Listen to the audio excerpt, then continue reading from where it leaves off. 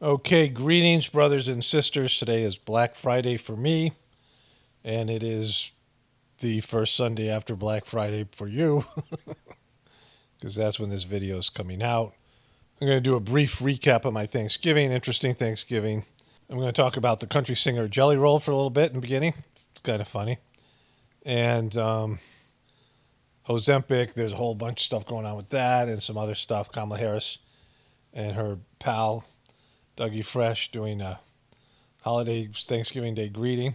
Anyways, a bunch of stuff to get into here. Let's start with Thanksgiving. So, I'm not going to get to the spiritual stuff. There was some sitting stuff I'm covering in my other channels, my Gratefulness Meditation channel. There's some other stuff, some announcements coming with that. But I had a good spiritual experience. Of course, gratefulness and Thanksgiving go hand in hand. And so there's all that.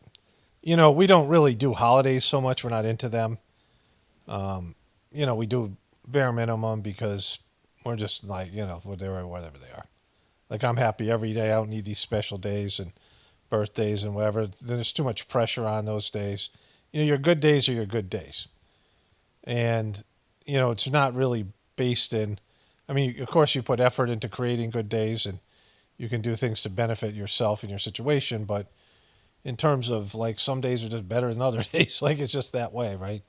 And, holidays, getting more people you don't like involved in a day that's supposed to be a good day. But yesterday was a really good day. Today I kind of woke up with a little bit of a headache from the night before. It was kind of where I went to bed with a slight headache, and it got worse during my sleeping hours.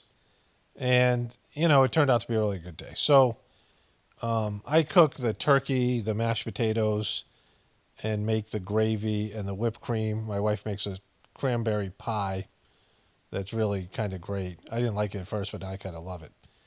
And makes this stuffing with pumpkin. She used to make some kind of green bean thing and some other stuff, but we cut back on some of the things. Because no matter what, like, I don't know what it is about Thanksgiving. We ate at 3, and I didn't feel hungry till, like, the next morning. Like, it's just, and I wasn't stuffing myself or whatever. I mean, it just happens that way, right? And so, I just want to say this, in case people want to take advantage of this. Again, I don't recommend anything, but we've been SOVIBE, I think, sous vide. It's a French technique for cooking meats and other things. And we went somewhere out in Vegas. We were celebrating. I got 100,000 subscribers. It was before my wife and I were married. And my daughter, we went to a restaurant. My daughter ordered a sous vide chicken. My wife knew what it was, and I had never heard of it. And so this is 2017, 18, something like that. And it was amazing because it's so moist. Like, chicken is, the problem is that it's dry. Like with turkey, you're cooking your chicken breast as long as you're cooking your legs. Your legs need, the legs of a turkey need, like, to be cooked longer. And the legs are always more moist. And so what usually happens is you get a dry turkey breast, right? And so I've been sous vide meats for a while now. And what it is you put the meats in a bag and you have a tank full of water and you put the bag of meat in the water and it cooks it. See, the thing with meats is they have to be cooked, especially poultry and things like that, have to be cooked to a certain temperature all the way through, right? So, if something's very thick and and the heat's coming from the outside in, then you have to you have to overcook the outside. That's why, like, turkey is very dry on the outside, and then as you go through, it gets moister, like especially the breast food, right? And so with the sous vide, you can cook it the least amount of temperature, like 140 degrees instead of 350 or something like that. Like, I cooked the legs for 24 hours in this water, and since it sits in water, it's a very low temperature. It's slow cooked. It's really cooked well, but the meat just, like, falls off the bone. It's so moist, and it's just really great. And so I cooked the turkey legs, like, say, at 150, and I cooked the breast at 100 and I think 45. And it said you only could do it for 3 hours, but it comes out pink. And it's hard to eat it when it's pink just because of, like, though it doesn't look like it's done, but it's done. Again, not recommending anybody. If you want to do this, do your research on it, whatever. But I found, like, it's just so much better. And we've put in, like, I get cheap cuts of steak. We processed our cows and some of the tougher types of steak and cooked it with a sous vide, and it comes out tender and, like, I mean, it almost all comes out like filet mignon. It's just amazing. Like, cheap cuts of meat are able to be cooked in a way that's anyway. So that's what happened. And so this time I did it a little differently, and I added more herbs. And we've been using umami. I've been using umami on pretty much everything. It just enhances the flavor for whatever reason.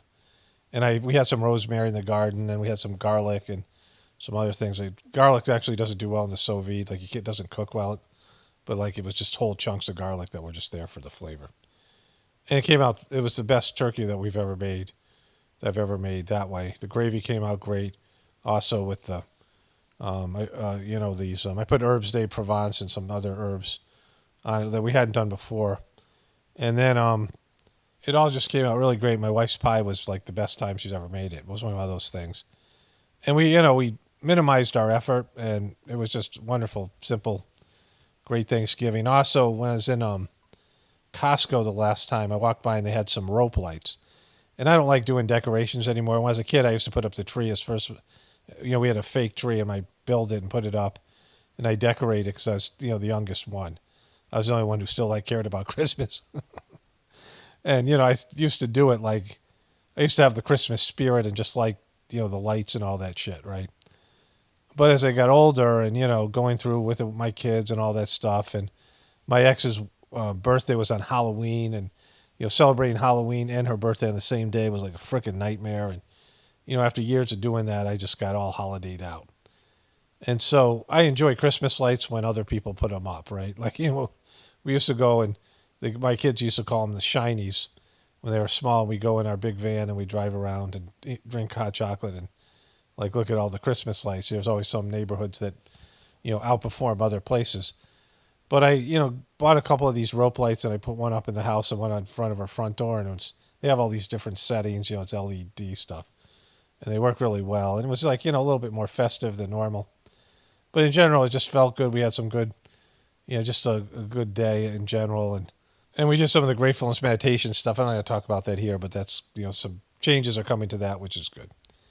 But anyways, so there was that. I have a few comments I want to get to just to start off with because they're funny. And then I want to get into Jelly Roll. Some person said, it says, "Hey Paul, what do you like? What don't you like about Project 2025? I've scanned it. It looks pretty common sense. Did the fake news get to you, kitten?" you know, no weasel, no weasel. It didn't. They didn't. And so, like, there's just dumbasses that come there, right? That think that they know more than you or whatever. And I mean, you get comments like this all the time, where people think that they are somehow superior. And one of the things, like I admit about all this stuff is, I don't know how things are going to play out, but the 2025 thing was a joke and stupid because it should have hurt Trump more than it did. It's just that Kamala was unelectable. Because you don't start posting what you're going to do that the Democrats are going to use against you, which they did, and when Trump had to disavow it. And it had a lot of bullshit in it anyways, right? But you can't say that to people like this because they're limited in their perspective and their ability to understand what's going on a larger picture. And so I thought that was funny, especially the kitten part. And so this person says, "It blows me away when people like yourself think that you are awake, yet you believe in the boogeyman named COVID. FYI, it's all in your head." Oh, thanks, bro. I just imagined I couldn't fucking breathe, right? See, the thing about COVID is, and I used to call these people the flubies, right? There were the QBs and then there was the flubies. And the QBs were often, later on, became flubies. But there are a lot of dumbasses out there, and I can understand your perspective, that you think COVID was just the flu, and you think it wasn't as bad as people say. Like, if that was your experience and you didn't have anybody who had it severely, then, yeah, you could believe that. I have my doubts about it, like I have my doubts about everything. I'm not blaming you for having doubts. It's just that you being a fucking prick, and you're coming from a position of complete ignorance and assholery when you say you were never sick. Because my wife and I both had the freaking thing, and it was, there are times that I felt completely better during the day, and I'm like, oh my God, it's gone. And then the next night, that night, I would struggle, wake up in the night, gasping for breath. And those of us who had it, it sucked. And we know more than you do, right? Like, what do you think? I just one day started having these symptoms, and I immediately felt like I couldn't breathe anymore. And there was other things that went with it. I got it 3 times, and I was, bummed the third time. I was bummed the second time because I was like, I'll never get that again. And the second time was completely different than the first time. I didn't have any trouble breathing the second time or the third time. Each time I got it was worse, and it was way worse than the flu. They fucking released something, and those of us who got, moderate to severe doses, we know more than you. And you can try to dismiss our illness because you're such an arrogant, closed-minded prick, right? But, we had those things. We had those symptoms. And it's what wrecks the truth community when people like this, and it can be over any issue, when they think they know something, they don't. And then they take a hard line with people or whatever. I don't care if you believe anything. I don't care what you do. I mean, you don't have to believe it's COVID, but to tell me I wasn't sick, it was all in my head, like, fuck you. That's gaslighting. You're no better than the controllers, and you're completely 100% wrong. I can say that for sure because I had it. Like, those of us have had it no more than those of you who don't. And I would rather be one of those that didn't have it. But since I had it, I know it sucked. And I know that, there was a time where I was like, when it really got bad, I was worried I was going to have to go to the hospital. And that's when I had it during the time where they were using those respirators and ventilators and people are dropping like flies. And I'm like, I'm not going to the hospital and die if it gets, I was worried it was going to get worse and I was going to be unable to breathe entirely or whatever. And it sucked. When you're gasping for air, it sucks. So fuck you, bro. Merry Thanksgiving to you. The Flubies are very annoying. And then this one was, I'm not even sure about this comment, but it just came in. You said you weren't going to do any work, and then you said you had some projects to do that doesn't really make sense. Projects pretty much is work. I don't know what you mean. Well, that's when you should have said, I don't think I should write this comment. If you're writing a comment and it's critical and you don't know what you mean, then don't write it, like dumbass, right? Because then you're just firing on no, you're firing on blanks, right? Because you already said, I don't know what you mean. Why don't you figure out what I meant? And if you can't figure it out, then shut the fuck up, right? I'm in a pretty good mood. I don't know what you mean. Though you're going to stop working on your video here and do things just when I heard it's kind of funny because you always criticizing and going through everybody's words and what they say, you correct whatever and go on exactly what they say. So pointed it out. You pointed out to you, not everybody is perfect. Nobody's perfect. Like if you're saying that I think I'm perfect and I'm criticizing everybody else, like again, you don't understand. But I'm not sure what I said. But if I said I'm not going to do any work, that would mean that I was going to do projects outside and things around the house. Because I don't have, I'm not going to sit around and watch TV all day. Or, sometimes I'll read some of the preceptor stuff. There's work involved no matter what I do. When you live on a farm and you do farming things, there's always projects. And when I'm not going to do any more work, I mean my job, which is this. And so, if you kind of understood that, then you wouldn't have left the stupid comment, right? It's a silly little comment from a silly little person. Because if you're comparing me making a mistake or maybe not articulating something that you could understand, I didn't translate it into dumbass, then I don't know why I'm coming in so hard today. I'm actually in a pretty good mood, but maybe that's why. But, when I say projects, I always mean farm stuff. I don't call any of the work I do here projects. I do a video pretty much every day, and it's just, boilerplate kind of things. A larger project that would take me some time. I don't make videos like that anymore, and I don't call them projects. I never called any of my videos projects because I can make at least one video a day, and maybe I start another one, right, depending on how much time I have. But I don't even know what I said. But either way, you comparing, let's say I made a mistake and I didn't articulate things correctly. Maybe I wasn't understand like you can understand me. Maybe my words were not perfect, right? Like that happens because I talk all the time. I don't expect perfection.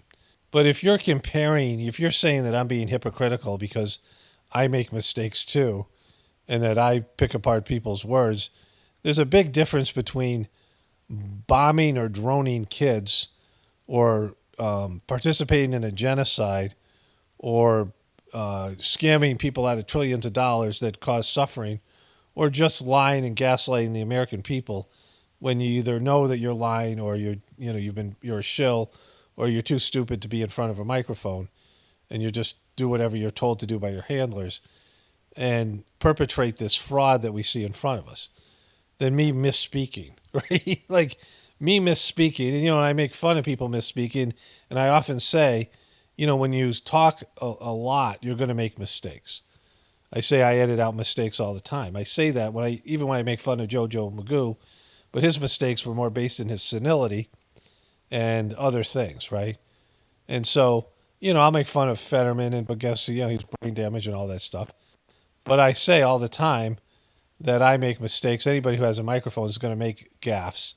But either way, when people make mistakes and gaffes, they, we make fun of it, right? It's just something you do. I mean, we laugh at those things. People laugh at them. So, people laugh when people fall or whatever. They're clumsy, but we all have moments where we're clumsy. So I don't know. Like, it's just goofy stuff. I mean, it's just the stupidity of the comments sometimes. Like, a lot of times I don't know what the fuck people are talking about. I have dyslexia and I make mistakes in my title, and I'm often tired out by the time I do my title. And I have to come up with a title. It's a whole thing. Sometimes I'm like, I don't know. I have to come up with a name for the title. And, in a 2-hour video, I can never do the video justice by the title. So I have to come up with something catchy. And, I've made thousands upon thousands of videos, right? And, I make mistakes in the title all the time, which I am grateful for people when they correct me, and especially when they show me, the word that needs to be there, or, they use the wrong tense or something, something like that that's helpful. Like some people are dickish about it, that is whatever it is, right? But in terms of you guys, like I make 2 hours of videos, I work like 8 hours a day, and I, 6 to 8 hours, sometimes more on this stuff, right? And I do my other stuff as well. And if you're writing 2 sentences, how about reading them and reading them from a perspective that some other person that's not you, and especially if you kind of realize maybe that you're a dumbass, like you just take accountability of that, being self-aware, and realize that nobody knows what you're talking about. Your comment doesn't make any sense, especially if you say something where you're expecting me to know what part of the video you're at, and then I'm going to remember everything that's in a 2-hour video, and somehow I'm going to figure out why you're so butthurt or why you're so upset or what you're commenting on, right? Because I'm not. Like, I don't know what the fuck you're talking about. I would say 1/3 of the comments, and these comments are not necessarily bad, I have no idea what the person's saying. And I'm scanning these things. I've had over 1 million comments. And so if you're commenting to me, have a point, make sense, be articulate, and read it from my perspective. Or just leave a fucking emoji or something, right? I don't care. I mean, emoji would be helpful. I want people to comment because of the algorithms. Like I've talked about that, a lot. The shadow banning. People can subscribe, resubscribe, right? Leave comments, hit a thumbs up, hit the like button.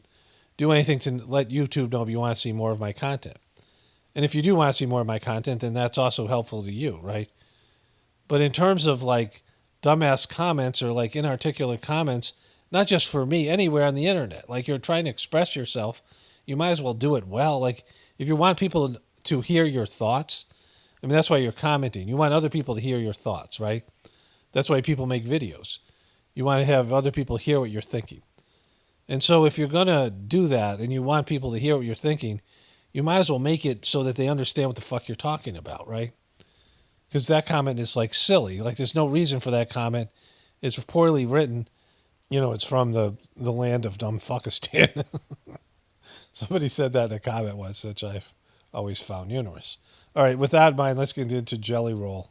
All right, so a few things I want to comment about this first. Now, the first thing is that the first 2 games had country singers that were there was a black guy from he had a Detroit Lions coat on. His name was I don't know what it was, but he was a country singer, and he had like almost like dreadlocks. And I'm like, wow, they're really going country here, right? Like this is well then, the second game between the Cowboys and the Giants. I fast forward through the games; they're all blowouts, basically. I mean the Chicago Bears game, the way it ended, the way their coach like they blew that game was hilarious. I'm not going to get into that here, but most of the games you kind of knew who was going to win right off the bat. And there was a woman named Lainey Wilson, and my wife and I were on vacation. I turned something on, and it must like the whatever. I turned the TV on. It was on a station where there's some country music. I like Southern people. I grew up in Connecticut, and we would travel down to Florida through these southern states. And I love Florida, but I loved Virginia, North Carolina, South Carolina. As soon as we got into this area, where it was a little bit warmer, and we'd stay at these Holiday Inns, and I'd order Kentucky Fried Chicken and okra soup. Like I loved okra. Like I make like a kind of a non-official gumbo. Like the people who eat gumbo would not call what I make gumbo, but I like it. I just like it in that part of the country. And Florida's like Florida, like it's just amazing. And Florida, when I was a kid, was much better than Florida now. Like it's still great, but it was even better. And so I really enjoyed those trips, and I enjoy the Southern people, and I prefer pretty much every other group of people, every other state than Connecticut, New York, New Jersey, Massachusetts. There's just a lot of assholes there. City life, I'm not into cities. I prefer rural people and country stuff and, those kind of accents, right? But I really don't like country music. A little bit, there's some songs maybe are okay, whatever. But this woman was singing a song. She's got a heart like a truck. I got a heart like a truck. Like, what a horrible thing to have.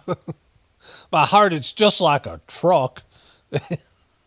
And she sang that song in the beginning. I didn't remember her name or who she was, but I ran out of the ability to fast forward, and I was sitting there. Turkey has tryptophan in it, and I was too lazy to find something else to watch. And so she comes out and sings this song, Heart Like a Truck. I was waiting for my wife. My wife hates country music. And so she was, I don't know what she was doing, but I was waiting for her to come. We were watching the game together, and she went and did something. And I'm just sitting there with this tryptophanic daze watching this bizarre country song singer.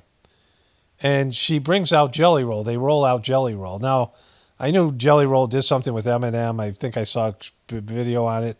I've heard his name before. I don't really know that much about him, but he's like a country singer.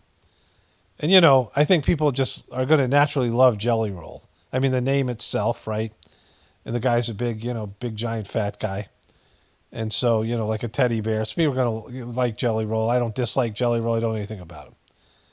But I think he's somebody that people are just going to find likable because, he's wearing his hat backwards and he's a country singer with face tattoos.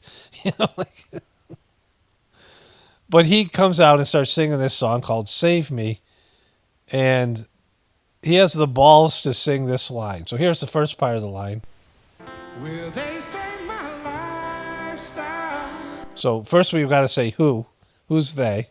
They say my lifestyle is bad for my head. Wait, are you shitting me, Jelly Roll? Did you just say that they say your lifestyle is bad for your health? Who's they? Everybody? Does everybody say your fucking name is Jelly Roll? Your name is fucking Jelly Roll. And you look like a guy that everyone's like, oh yeah, that guy's lifestyle is not working for him, right? When you see Jelly Roll, we go back to what he looks like here, right? Like here he is here. There's got a mirror shot of him. Everybody knows your lifestyle is bad for your health, right? Nobody would question that. I mean, your nickname's Jelly Roll. Like you wouldn't even have to see this guy, and you say, "Yeah, my friend Jelly Roll," and that would be cool. You'd be like, "Oh, you got a friend Jelly Roll? Let's go see. I want to meet a guy named Jelly Roll." but you're kind of going to figure off right off the bat, if your friends are calling you Jelly Roll, if that's your nickname, then your lifestyle is bad for your health, right? There's no people that are like health experts that are named Jelly Roll, fitness experts and fitness trainers. Oh, this is my trainer, Jelly Roll. No, nobody has ever said that ever. And so, you have the balls to come out and say, they say my lifestyle is bad for my health. Like there's a mirror right there in front of you, bro. Like you look in the mirror, motherfucker. Like your lifestyle's not working for you. And I'm not one of those people that think you should, eat sawdust. I mean, personally, again, I don't recommend anything. I'm not going to eat sawdust and be miserable to live an extra 5 years. I think there needs to be a balance between healthy food and living your life, right? But when you eat toxic foods, all this, fried foods and all this crap, which, I used to love as a kid, but I know now well, it's bad for you. I know why people enjoy bad foods because I used to enjoy some of them, right? But diabetes and these things isn't fun. As much as it might be pleasurable in the moment, you're going to have years of misery when you're going to have misery in terms of organ failure and being, overweight and these things, right? Everybody should enjoy their food to be grateful for it. I think Americans are, we're spoiled and privileged. And whatever it is, we should enjoy it. But, there needs to be some balance, right? Something's only enjoyable if it doesn't cause you problems later on. Like something enjoyable now, like crack, but then later on, it's not so enjoyable, right? Here he is here. There he is with his face tattoos. He's got the teardrop, a couple of teardrops, so that implies that he killed somebody. And he's got a cross here on his face. Face tattoos work for mumble rappers, now I guess country artists, and maybe tattoo artists. I don't know. Is there anybody else that, other than that, like, it's a big F you to a job with benefits, right? Like, it's just, if you're a mumble rapper, it's great, but if it was you, your career's over, you've got face tats that you can't get rid of. And so, I don't have any problem with Jelly Roll. I don't care about him. Seems like, happy, fun. He's making the most of it. And, he's doing his Jelly Roll thing. I think this is him and his wife here. But, you're going to die young, bro. Like, unless you change your lifestyle. Like, everybody knows it. Like, it's not a mystery, right? It's your lifestyle's bad for your health, right? You don't need to say that. Because when you walk out on stage, everyone's like, I hope he doesn't drop dead here, right? Like, you're like walking organ failure. My lifestyle, they say my lifestyle is bad for my health. Yeah, Jelly Roll, it is bad for your health, bro. Okay. So Ozempic, which I got a little video clip I already did because Huffington Post was pushing this. And so the Biden administration has now put Ozempic on Medicare, which means that everybody who's on Medicare can get Ozempic for free. It's a very expensive drug. If you guys have seen those interviews with Callie and Casey Means, they're like on Tucker Carlson, other places. The woman, her name's Callie, I think. Casey must be the brother. The woman did stuff on, she was a doctor who realized the medical system is completely fucked. And she quit being a doctor, and now she does this alternative healthcare stuff. And her brother was in advertising, both really smart, Ivy League. They went to like Stanford, these kind of. The brother went to like Harvard, like, these elitist people grew up in Washington, D.C., very competitive academically, those kind of people that, to be successful. And they were both saying that Ozempic, if it goes on Medicare and they prescribe it to, millions upon millions of people, it'll cost like $3 trillion. It'll bankrupt the country, right? Because it's so expensive and the money's going to some foreign company that's in like New Zealand that doesn't even allow their own citizens to use this poisonous shit, right? And, it's a drug for diabetes, but people are using it to lose weight. And it has dreadful side effects. And so Biden has done that. He's now put it on Medicare. and it's a big boom for this for the pharmaceuticals, like the big pharma. According to these two people, the New Zealand, not New Zealand, is it the Netherlands? I don't know. Not New Zealand. New Zealand's over by Australia, but the Netherlands, I believe it is one of these countries, right? These European countries, and a lot of these European countries won't allow these drugs to be used because they have higher standards and they know these drugs cause drastic side effects. They produce these drugs and they sell them in America, and they make a ton of money. Like this company is the number one company in their country according to these people. And if they make $3 trillion, they'll be one of the most successful companies in the world. I mean, if that's what it ends up costing American taxpayers, so that people can poison themselves and have these side effects from Ozempic. And again, I covered this in earlier videos, right? And so I've had this up in my toolbar. I couldn't get to it.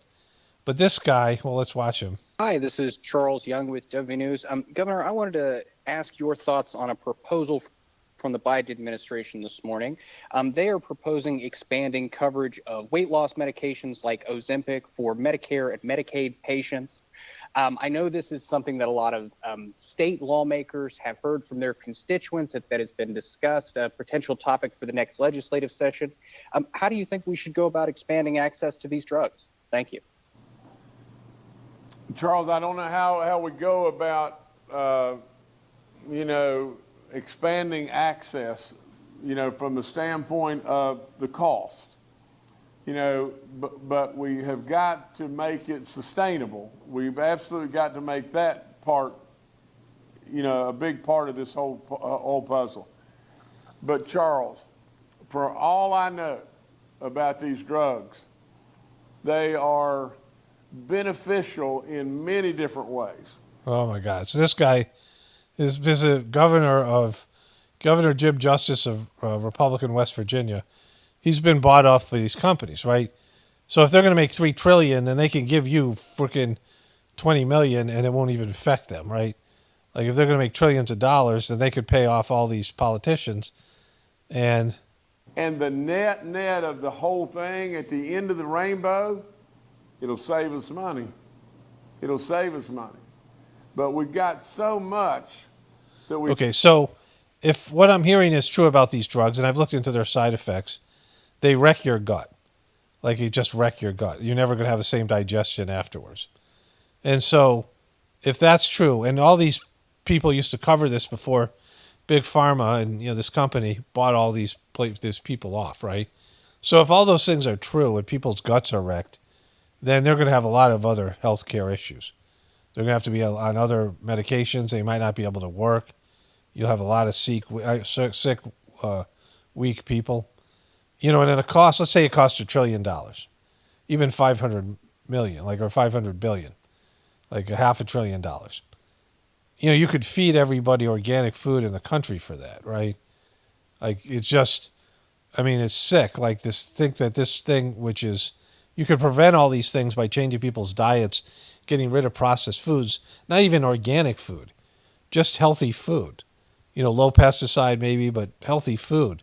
It's still better eating, inorganic vegetables and things rather than eating these processed foods with these, get rid of all these seed oils and all these other bullshit things that they know cause heart disease and cancer. Like they know that they're putting out foods that cause heart disease and cancer because there's so much heart disease and cancer and these foods cause it, right? There's foods that have carcinogens in the foods, and they're still allowing these foods to be put on the grocery shelves or be served at McDonald's or whatever it is, right? Like it's completely fucked. And if they really care about people's health, they would train everybody to eat better. They would get rid of that ridiculous food pyramid. The whole thing's just an absolute joke, right? We've got to do to overhaul this colossal mess in D.C. And it's unbelievable. That's just all there is to it. But Charles, I would be a proponent of trying to do everything we can to be able to expand these drugs that you're talking about to everybody, and because at the end of the day, it'll save us tremendous amounts of money. In fact, I am a recipient right now of Ozempic. Okay, dude, you look a lot like Jelly Roll, bro. So he's taking Ozempic, and he's pushing for Ozempic. And, you know, I like to see how much money he's received from the company that makes Ozempic, right? Like Jelly Roll here, Governor Jelly Roll. And I'm trying every way that I can to lose weight, and I've been able to lose 30 or 40 pounds, maybe even 50 pounds. Shit, what were you before that? Jelly Donut Roll? Like, if this is 50 and 40 or 50 pounds of Ozempic weight, and again, it definitely works to lose weight. It's just a matter of like whether you're going to be taking it for the rest of your life, which would be a big deal, and what kind of side effects it has, right? And it goes against the general principles of health, where if you're eating things that are causing you to be obese, and we have an obesity epidemic in our country, then you have to change the lifestyle, right? You know, I think that they say that my lifestyle is bad for my health. Oh, take Ozempic, right? Well, that doesn't work. Or, you know, get your belly, your stomach, your stomach stapled or whatever that operation is. Or you could just learn to change your lifestyle, which everyone has to do. You have to fight for your health in America with all the unhealthy foods. Like, you have to read the ingredients. You got to do things to, you know, especially as you get older. Like, I've had to do that. We all have had to do that. Everyone has to do that at some point in their life where you have to fight to stay in shape and keep your good health. And whatever you have to do, whatever you have to figure it out, it's no treat because the system itself isn't helping you do that. They want you to be sick. The pharmaceutical companies want you to be sick. And if he's on big pharma payroll, which I believe he must be, then, you know, then that's going to be the problem here. I mean, like, these guys are being paid off to poison the American people. But we want to, you're right. It's an expensive drug, and really and truly, not everybody, qualifies, and we've got to some way figure out how to make it all come together. And we've got to do that within the cost structure, but there's a real argument that at the end of the day, the big pharma gave me a bunch of money, so like, gotta make it work, right? Okay, so I'm making this before I make anything else because this headline will disappear. This is from Huffington Post. This is Black Friday, November 29th. I got a whole Ozempic thing I'm going to cover later on, and you're going to see it. It'll make sense to you when that all happens. But it says Americans might not get this popular drug if RFK Jr. has his way. And so if you go to the article, the Biden administration made a big decision on Ozempic, but RFK could tank it. Now I'm going to be covering this. I'll be talking about this earlier about all what that means, and you've already heard that. I don't know that yet, so I mean I haven't done that yet. But I want to talk about how when Ozempic first came out, Huffington Post, which is very liberal, and New York Post, which is very conservative, had one horror story after another, and we're talking about the side effects. Like, it was these people dying and, all these things that were happening with Ozempic. And it was, like, there was a label to it, like it was a negative thing, right? It was something that wasn't, whatever, right? Like, all I saw and I didn't know anything about it. This was just mainstream media.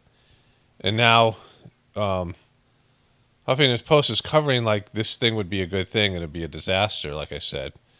I don't know about the New York Post, what they've done.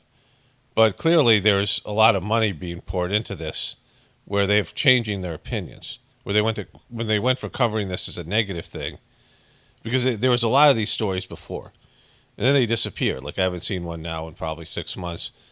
And now it's the opposite, right? And celebrities coming out saying they're on it and these things.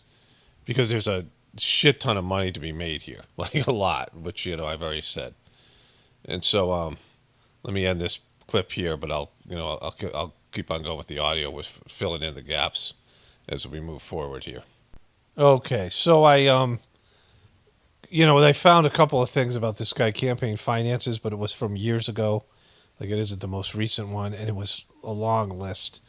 And so I just didn't want to, I know the guy's getting money for Big Pharma.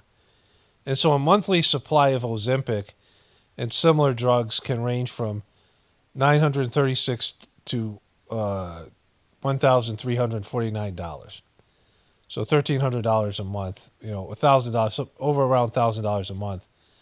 And so this guy wrote an op-ed, or this woman, somebody wrote something here that was they campaigned against him and lost in a primary to him, and was talking about his proclivity for this kind of being influenced by whatever kind of corporate stuff, right?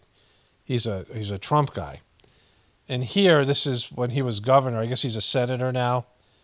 It says here, during Monday briefings, Governor Justice announced that at his direction, West Virginia Insurance Commissioner Jim Dodrill has approved $40 million in premium credits on all small and large group health care plans of Hallmark, Blue Cross Blue Shield in West Virginia.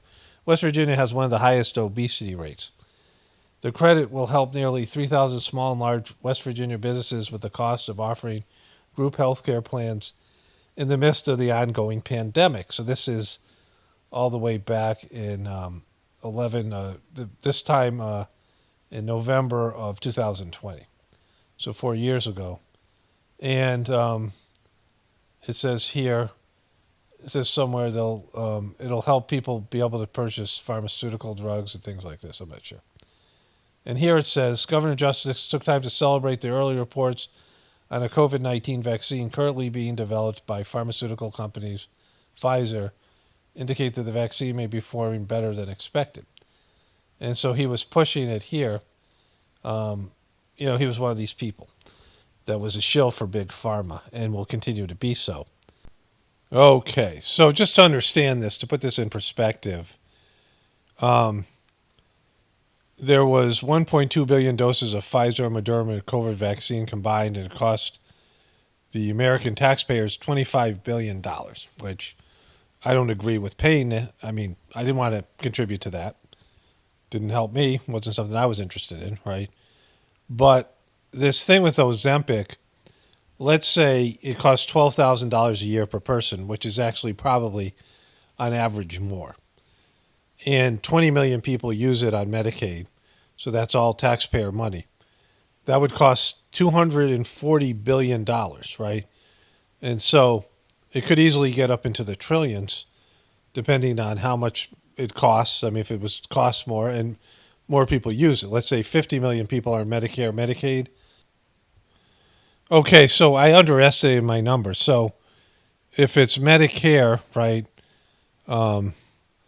there's 67 million people on Medicare and 90 million people, 93 million on Medicaid. So that's like half the country is on Medicaid or Medicare. And so that's, I mean, what is that? 93 million plus 67 million. That's like 160 million people. So that's about half the population. So if half of these people were on Medicare or Medicaid, would try Ozempic or be on Ozempic for a whole year or longer, like every year, it would cost $900 billion. It would cost 1.8 billion, 1.8 trillion if all of them did it, right? So in terms of how many people on Medicaid and Medicare would access this program, it would be, you wouldn't be able to do it. That would be the whole budget for the American government, the whole amount of revenue and taxes is $5 trillion, right? And the military-industrial complex costs America $1.7 trillion every year. Then there's all the other bullshit. We're in debt, and you're going to spend another whatever trillion dollars, maybe $2 trillion or even more. I mean, depending on how much it costs for something that's going to cause damage to people. I mean, it's completely fucked, right? And all these politicians are bought and paid for. So this is where looting happens, right? Where looting happens, where politicians will hand out American taxpayer dollars or debt or whatever it is, right? Wherever this money is going to come from. Our debt, we have to borrow more money from the Federal Reserve to pay for all these people's Ozempic. And then they have to pay for the side effects from that Ozempic, right? And so this is bad, right? Really bad. The government paying private companies for things for the American people, like they do with Big Pharma, is an atrocity. I mean, imagine if you could get your business. Well, imagine if I could get my T-shirts. If I could get my, my T-shirts to have the government pay for everyone to get one of my T-shirts or something like that. Wherever it is. I mean, everybody wants that, and nobody should get it. Like, the American government shouldn't be paying for all of these things, especially when over half the people are either on Medicare or Medicaid. I mean, that's just brutal. Like, so everyone else has to float the bill for that. I mean, it's not even like you're floating the bill because it just means more American debt. Anyways, let's get into some of this other stuff here. Okay, so this is an amazingly bad report from CNN. It's Black Friday, so less people than already the non-existent audience is watching them.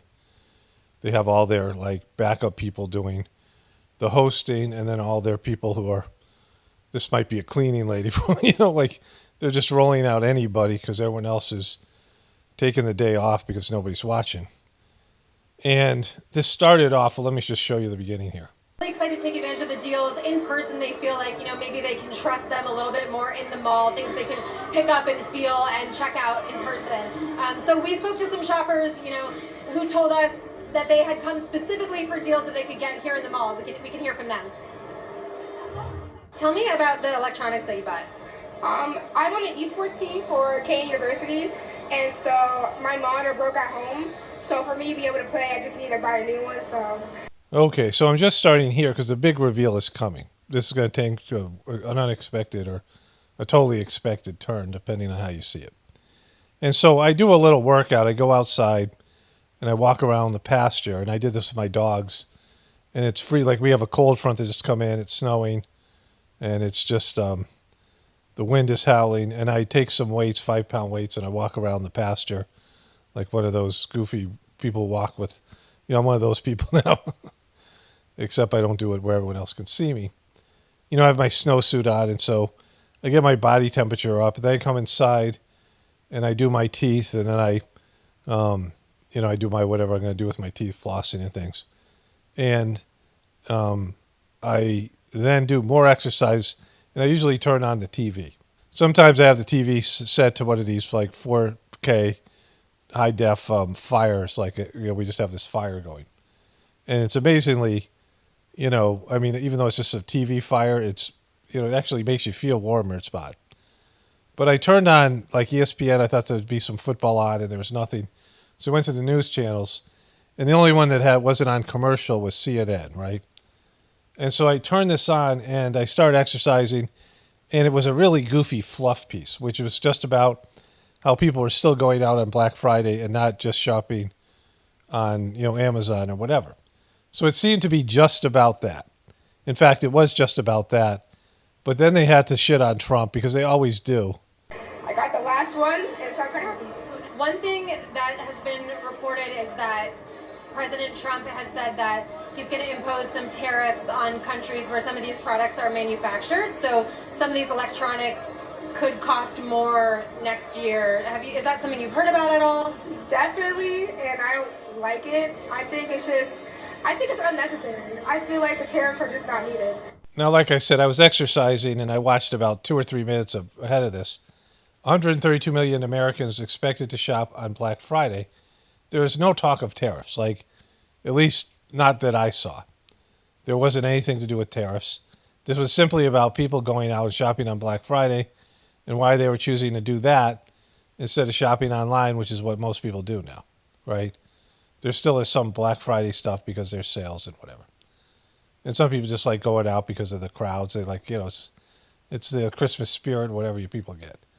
But all of a sudden she shits on Trump and the tariffs to this girl. And I don't know what the other people said, but I think this girl gave him the best response that they were looking for, right? So let's go back to this. That's one of those shoppers that told us that they had actually come to the store intentionally to buy some of these products before these tariffs do go into effect. And what kind of products specifically do you think are on shoppers' minds when it comes to preparing for additional costs of tariffs? What experts are saying are traditionally to look out for items that are manufactured overseas. Holy shit, did you just say what experts are saying that traditionally what to look out for? There's no traditionally because tariffs are a new thing for my lifetime, right? Traditionally is to look for products that are manufactured overseas. You mean there's no domestic tariffs?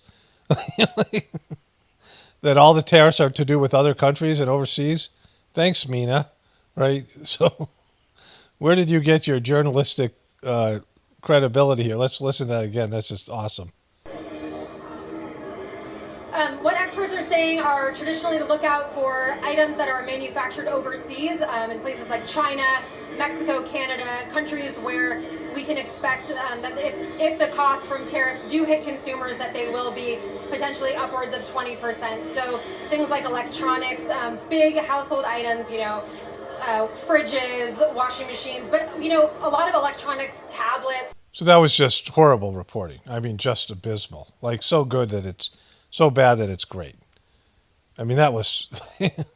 There's no reason to combine those two stories, right? Because nobody knows what's going to happen with Trump's tariffs, and nobody watching this is going to affect whether Trump puts in these tariffs or not, right? Trump's going to do this whether he does it or not. It's totally up to him. And sometimes Trump just talks shit and makes things up. It doesn't, he breaks his promises. Sometimes he just says things to have something to say. It really doesn't have anything to do that he did better. That would be better than what Joe Biden is doing. Just like Kamala Harris said that they were going to go after all the people defrauding and the American people with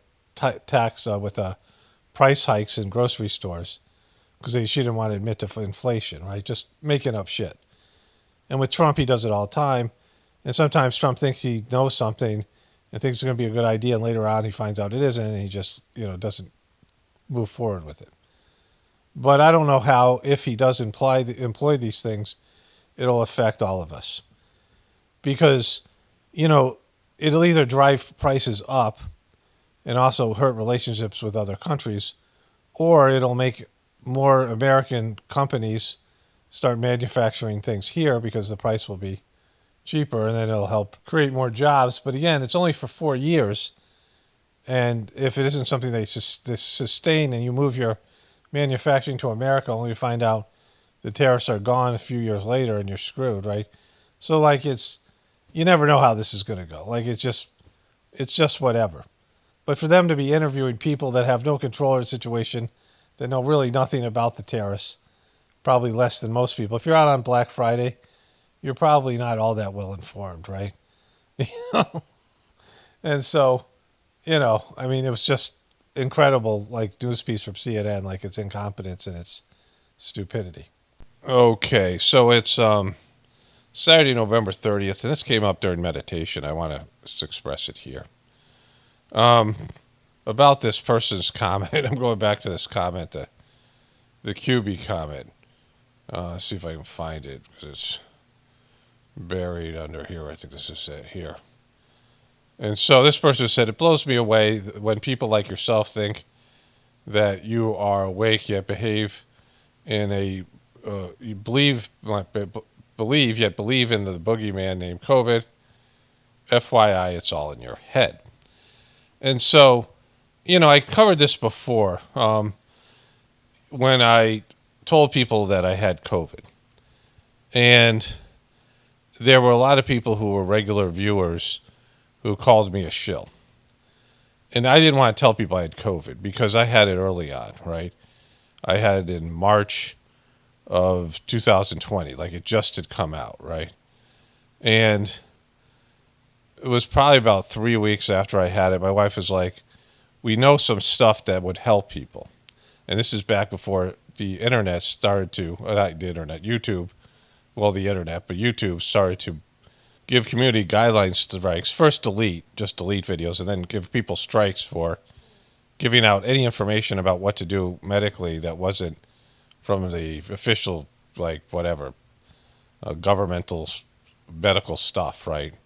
The CDC and the WHO and all these things. YouTube started to punish people for saying things that work for them. Even, they were saying it's dangerous and whatever it is, right? And of course, we knew what the official story was. The official model broke down, but you couldn't even criticize the official model or any of these things. And now, of course, looking back at it, I mean, I don't know what YouTube thinks about it. They get Pfizer money, right? So whatever it is, like that's part of it. But this medical misinformation thing came out. But, my wife was like, we do know things. And I was like, yeah, but, there was a stigma around having COVID, and it was called Corona. There's a song called Coronavirus, this really bad rap song. And it was basically saying, stay away from me if you got coronavirus, right?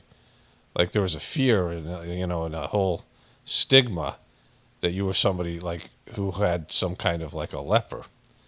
And so I didn't really want to talk about it, like for that reason, but I had information for people who might get in the future things that we did. And part of that information was I just like, I'm not going to the hospital no matter how difficult it is to breathe. Because when you start having difficulty in breathing, it's very easy to panic, which exacerbates the situation. It's what happens, asthma.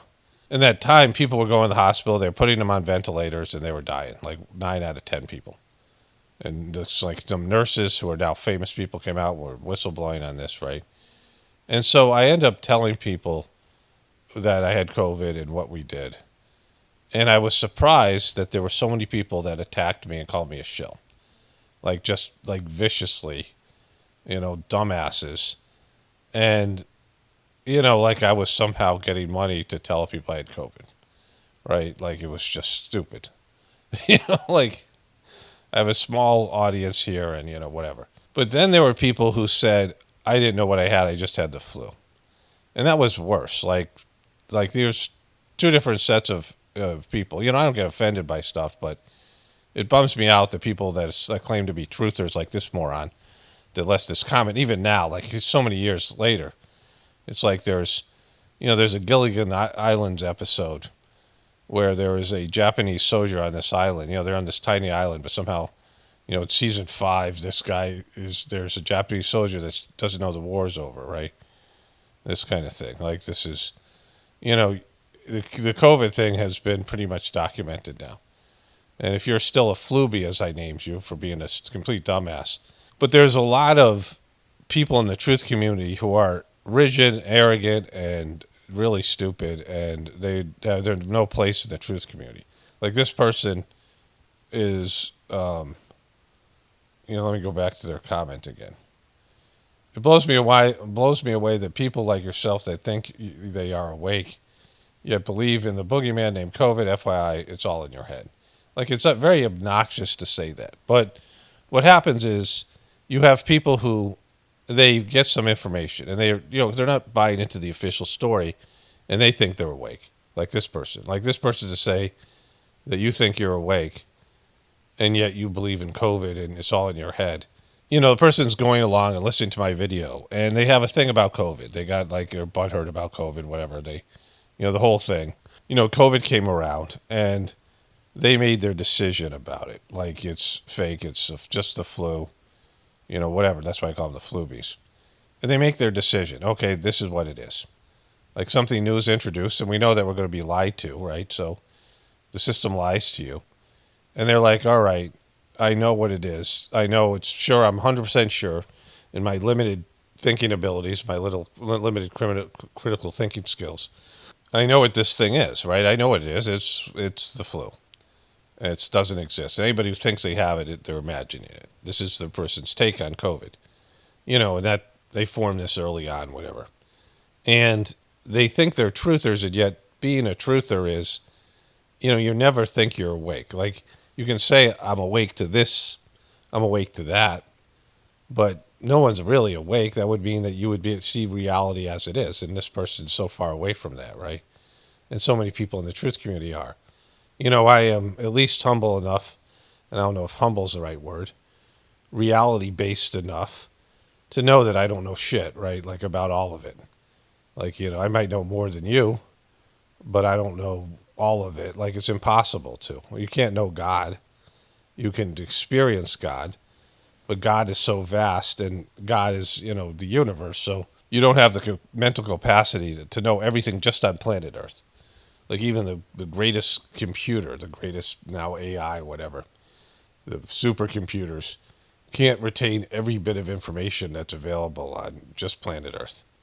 Every species of animal, all these things. And then being able to pull it up, in your mind and, understand it. Like you can understand the nature of things and you can have a spiritual connection and you can be connected to the Ethernet and God can show you what you need to know about any situation. But you have to be open and fluid and, in terms of your views, your beliefs have to be fluid. You have to say that I don't know. Like at least have enough, like this is what I think about this, but I don't know for sure. That's the only way to be a real truther. Because whatever you thought the truth was yesterday, it's probably going to be not the same thing that you believe today. Like there's going to be even small deviations in it. And the problem with so many people in the truth community, they took this rigid, belief system and indoctrination they got from the beast. And they said, all right, this isn't true anymore. And then they started replacing it with hard beliefs, like rigid beliefs that aren't really close to the truth. And they were like, oh, now I got it. Now I'm a knower. And then they get arrogant, like I know it, I see it all, right? And especially like something that's specific, like COVID. Oh, I know exactly. I know if you're saying you had COVID, it's all in your head, or you're a shill, or whatever, right? They come out with some way of dismissing your experience. Like I had fucking COVID, dumbass. Like I fucking had it. I remember when I first got it, I was walking like I was having a little bit of trouble breathing. I had a sore throat for a number of days, which happens a lot because I talk all the time, right? And so, it's like anything else. It's overuse of my vocal cords, and there's just energy there, and so I get a little sore throats. And I wasn't like, all right, I needed to be concerned about it. And then I had some other symptoms. And I'm like, oh, I'm getting sick, fuck.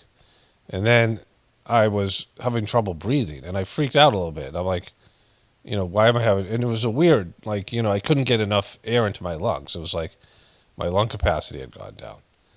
And then I was like, well, that sucks. I wonder what that's all about. And I went outside, started to walk around. And I was like, I'm outside, the air's fresh, and, I'm walking around, and I'm like, holy shit, maybe I have that thing called... Maybe I have the COVID thing. Now, I'm not a person who gets worried about getting sick. And I was always social distancing. Like, I'm not around people. I have people in my life that are around people. And so there was a guy who was building our barn, and he came out later and said he had it right around the time that we had it. So I could have got from him. His wife had it, and he didn't, he was out working. And then he didn't say anything, and he I don't know, we weren't even close. We talked for like 5 minutes.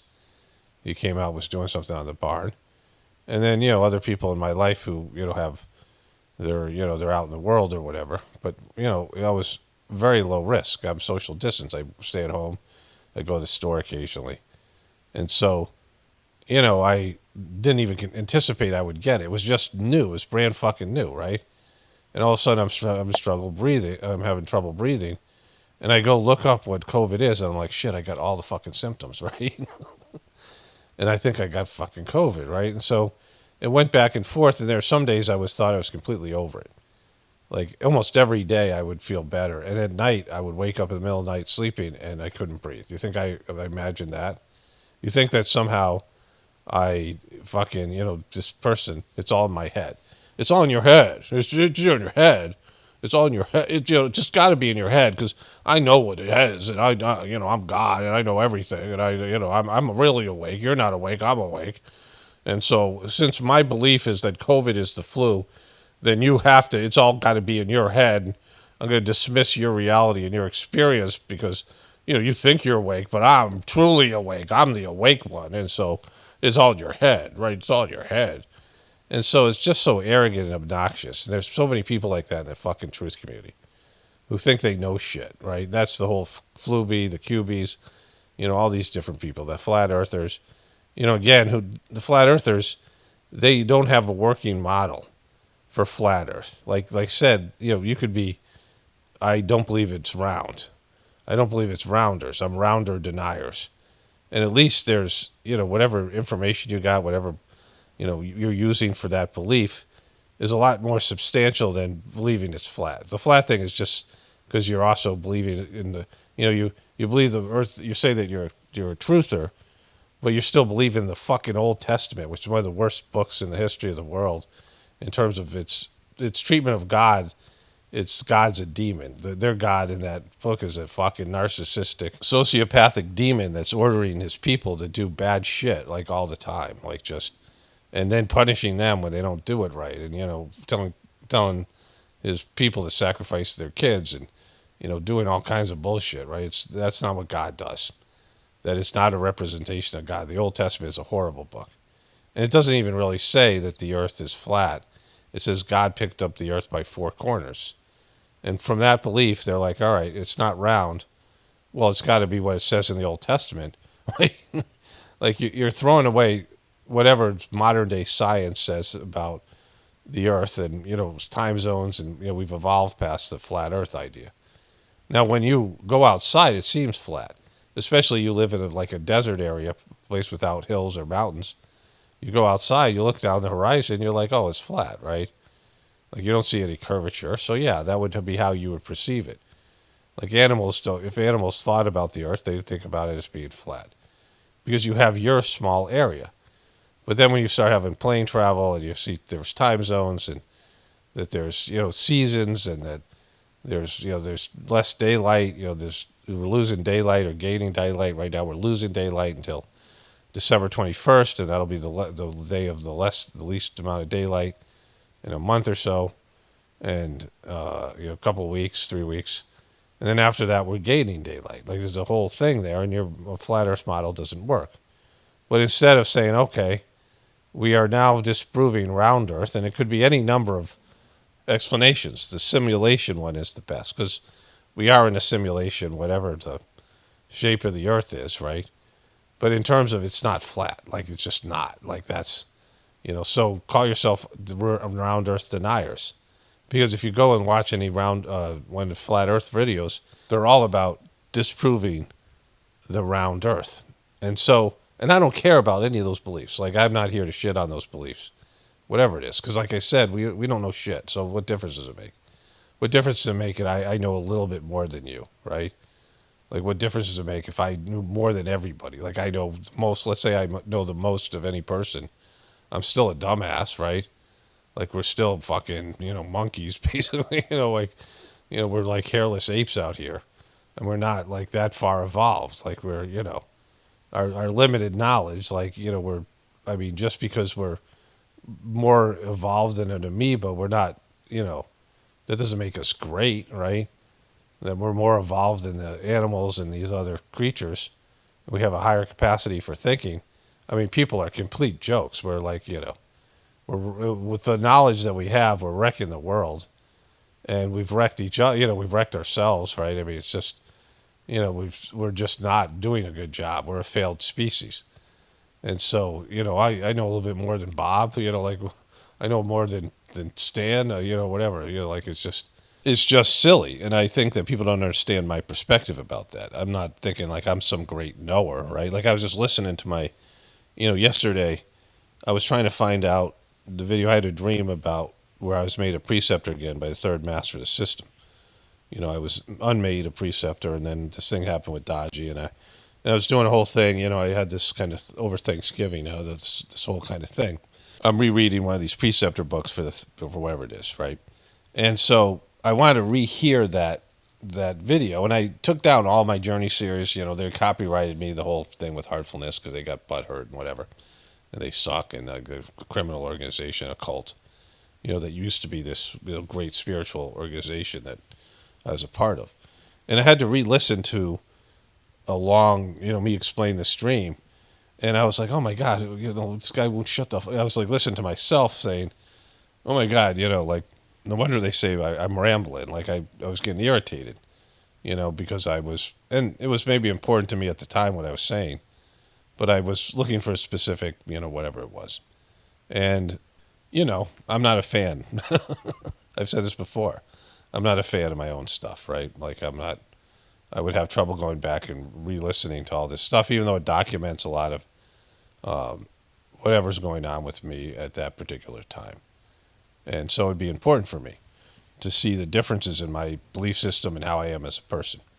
But I was getting irritated with myself and listening to it. So, like I have that, like, whatever perspective, like what I'm doing here is, it might be important to you, but really, I like when I'm doing it, it's important to me.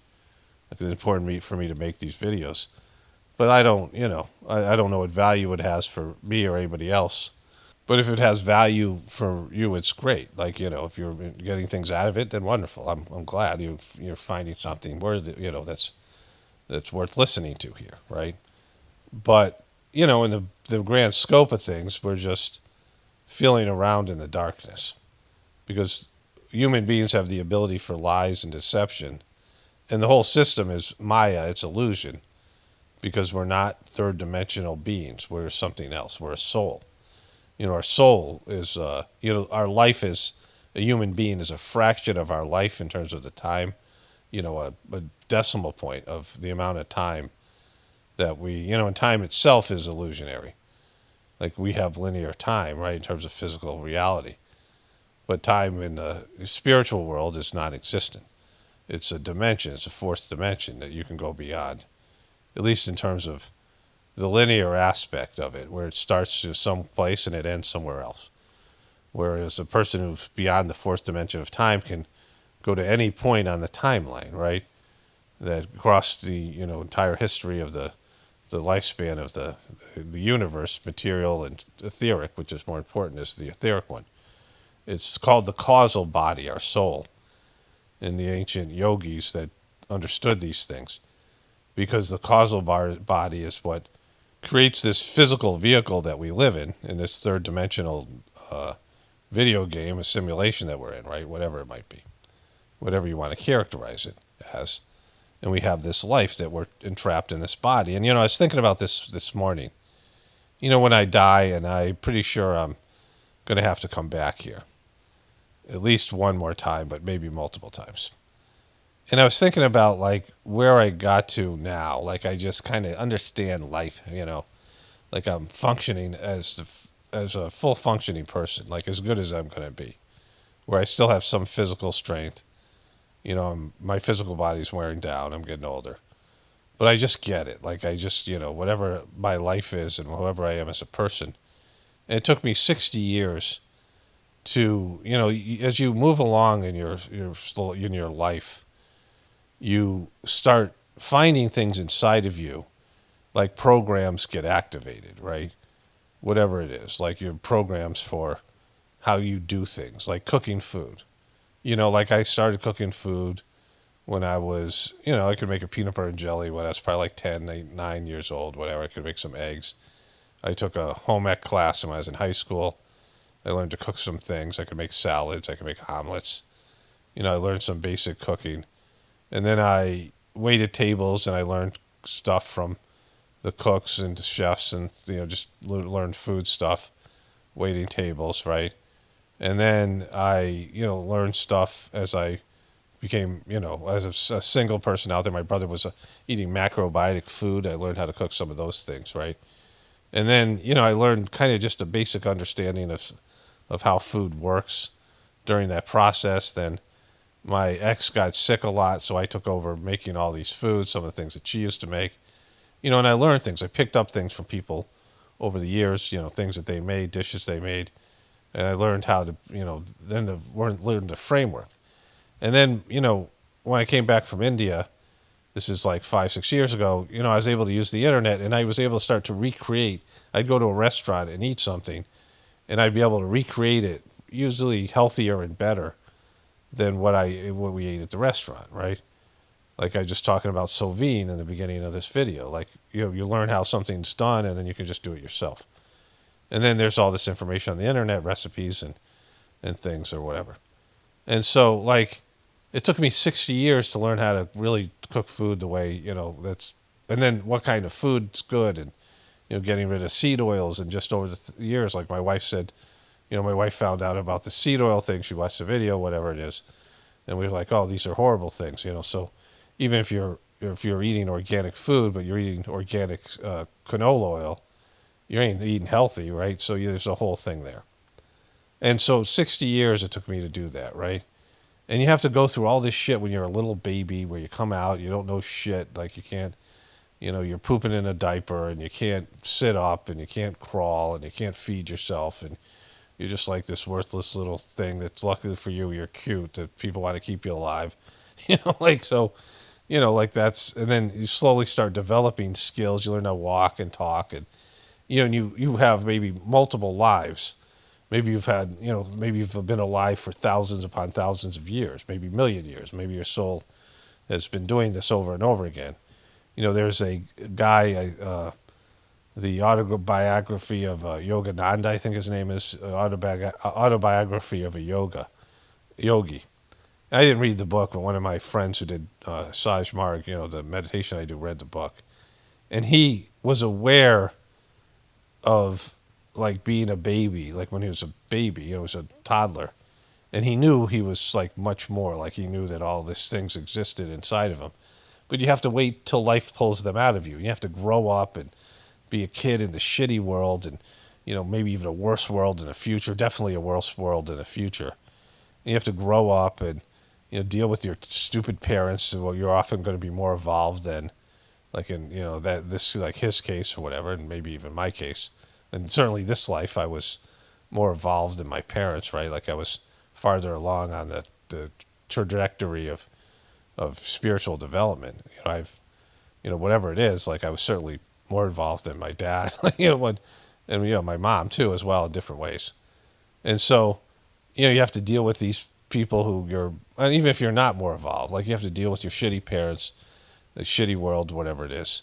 And maybe you have great parents, still, it doesn't matter. You still have to go through it just to be able to gather all the things that you've did in a past life, because the past life isn't, available to you, all the things that you were before.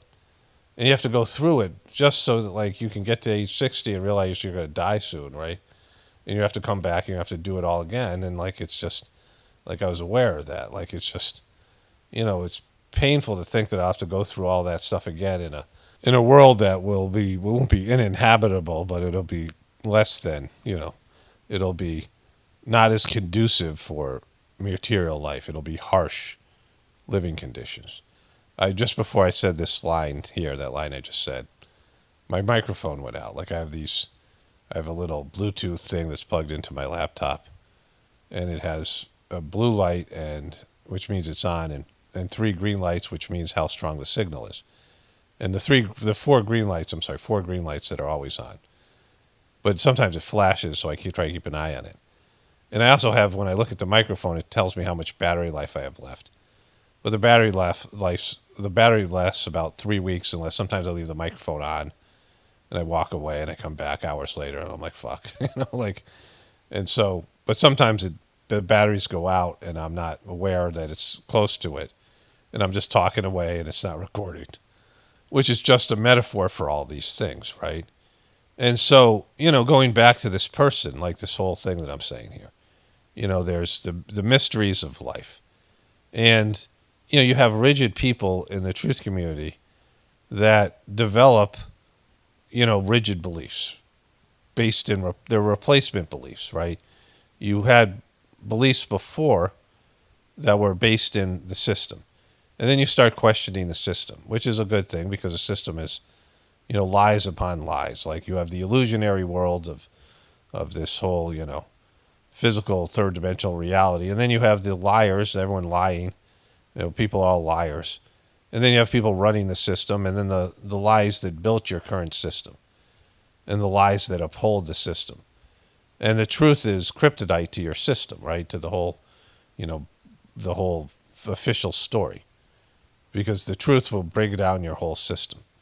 Because we're not like the great people that we claim to be. Like we're an evil empire that's, living on credit cards and borrowed debt, and this, this scam of a currency and just all these, immoral beliefs, and we've forgotten about God and, all of it. Our system's a complete nightmare and an abomination, right? And the truth of that would bring down the system, because our system is predicated on our perception and our belief in it, right? And so you lose that belief, and then you have to live with the uncomfortable feeling of not knowing anything. Like you can't trust the official story, and you can't run to the system. You can't run to the doctor's office. You can't run to the, the law enforcement. You can't run to any of these people and expect them to be honest and honorable. And even if they're trying to be, they don't understand what's going on. They're limited in their view of reality. And so all these so-called experts, you no longer trust them because they don't know shit, right? They believe in the official story. And they might have expertise in that area, and they might do a good job, right, in that area. Go to the dentist, you go to the doctor, right? Maybe it's something that works, but maybe it doesn't work because they come from a flawed system within a flawed system, right? They have a flawed model of life and reality in a flawed system, right? And so, you're in this state where you're uncomfortable because you can't believe in everything, like everything that's there. And then you can't replace it because you don't know what finding the truth when you've been lied to your whole life is almost impossible. Like having a view of the way life should be when you've been trained how to live life in a wrong way, how life shouldn't be, is almost impossible because your fundamental building blocks have all been based in lies and, whatever it might be, whether it's history or all these things, right? I mean, there's truth in math. And people get into numbers then because they're like, oh, I can see it through numbers. The numbers don't lie. But math in itself is, like a construct based in physical reality that doesn't exist on a spiritual level. So it's extremely limited. And so in all of that, you're not going to ever really know. And people aren't comfortable with that. So they come up with these beliefs. And then when they come across somebody who violates one of these core new fake beliefs that they've adopted for themselves, like COVID isn't real, they got to say, hey, it's all in your head, because they're just so limited as a person, right? My experience with COVID, and I could go through all 3 times I had it, the symptoms were things that I knew nothing about. Like I wasn't researching Omicron because I thought I had COVID. I thought my body would fight it off and I was done with it. Like I had antibodies, and I did, but I didn't have antibodies for this new thing called Omicron. And that was completely different. And I didn't struggle breathing, right? But then I started having a regular heartbeat and things like this. And people were, dropping like flies and having cardiac arrest. And now I got to fucking worry about that, right? Because I was having weird heartbeats and like all kinds of things. The 3rd time I got it, I was just really tired. Like really tired. And one day I slept for 24 hours and then I just couldn't move. Like I lost all like vital life force. Like I was just, wasn't really sick. I wasn't having trouble breathing. I didn't have a lot of congestion. I just was like having trouble digesting food. I wasn't hungry.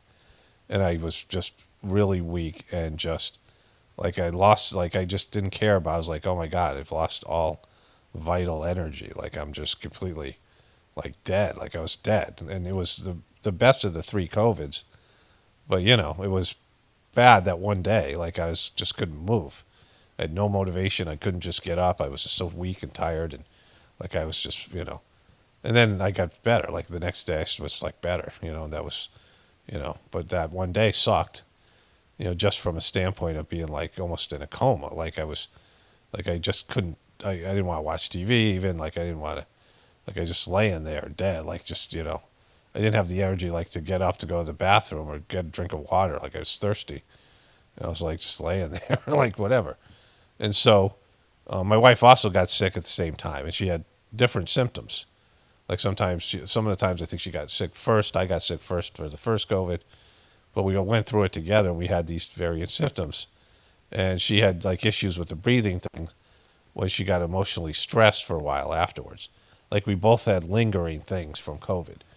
And so that was our reality. So when some asshole comes in because it makes them uncomfortable, that I believe or other people believe in COVID.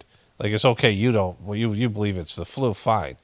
But you got to tell everyone else how fucking much better than you are, that you are than them, and how much more evolved you are than them. Oh, it's just in your head. It's just in your head, dude. Dude, it's just in your head. Well, if that's what makes it convenient for you because you're so weak and so pathetic in your beliefs that it has to be in my head. Otherwise, you'd have to admit you're fucking wrong, right? Otherwise, you might have to admit that you're a complete dumbass that can't understand and disseminate information and figure out what's going on around you. And that makes you uncomfortable, like how small and how insignificant and how bad you are at life. You can't admit that, so you have to shit on somebody else's experience, right? Dude, you didn't have it. It's all your head. I just know it because I'm right. I figured it out. I figured COVID out. This is like what exists in the truth community. That's why the truth community is a joke, because of all the dumbasses. They can't, like all that, everything that I'm saying here. I recently made videos about the origin story. Like, we don't know where we came from because the origin story is fucked. And it's not even close. And all the different origin stories, not just the biblical one or the scientific one or any of these things. They're not telling us accurately, like, just some of the bare basic facts about where we came from. They're not even close, right? And, just the history of human beings on this planet and the universe and things.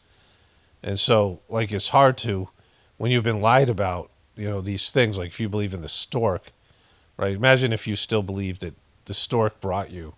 You're an adult and you're like, no, the stork brought me. There's no such thing as sex. There's no such thing as getting pregnant. I was brought by the stork, and you're walking around telling everybody that, right? Your wife is like, hey, honey. No, we can't do that. It's a fucking stork, right? No, but I want to have children. Yeah, but, it's a stork. A stork will bring the kid. Just got to wait. Just wait. Like you're waiting for the great fucking pumpkin, the whole thing. I had that bit with the Cubies and the, Trump and all that. And so, that's where most people are at. They're believing in the stork one way or another. All right, let's get into the other stuff here. So I just thought a title of this video. I was done with this voiceover, but I'm going to call it Stork You. And now you know why, right? And so let's get into the other stuff. So, coincidence on purpose, my wife just sent me this. This is Mickey, for Mickey Mouse.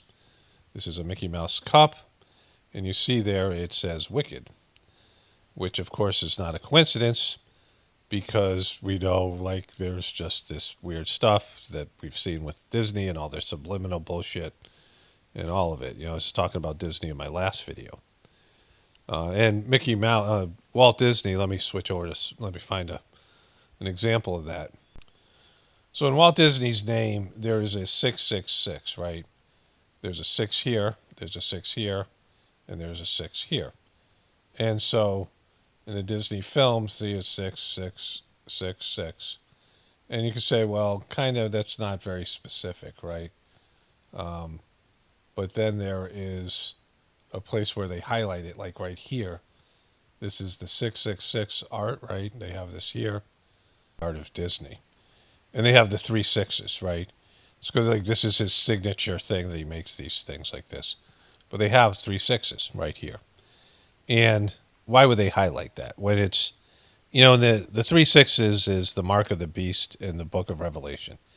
And whether that's true or not, whether, whatever that is biblically, if you're a Christian, you believe in it, sure. But whatever, like, it means something, the mark of the beast, that there was supposed to be this Antichrist that's going to come down. And this is where that's talked about. So when people reference 666, you can look it up in terms of the biblical reference, right? And these people, the Disney people, Walt Disney, they were much more Christian, and they were much more, there was more percentage of Christians in terms of that time period, the 50s. So whenever he made this his signature, like he made a specific signature, which has these, these characters that are 6s. That's a 6 right here. These are 6s, right? They're 6s. That's a 6. These 6 things, these 6 that are here, right? That's a 6, and that's a 6. And so, that was his signature.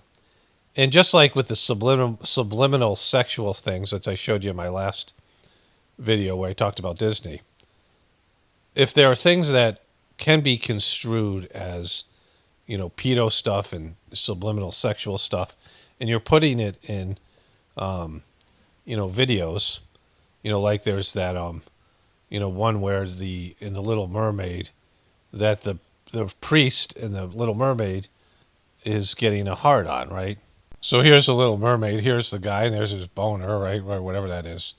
He's got a bump in his pants. Like, why would they put that in? They drew that. Like, they drew these things, right?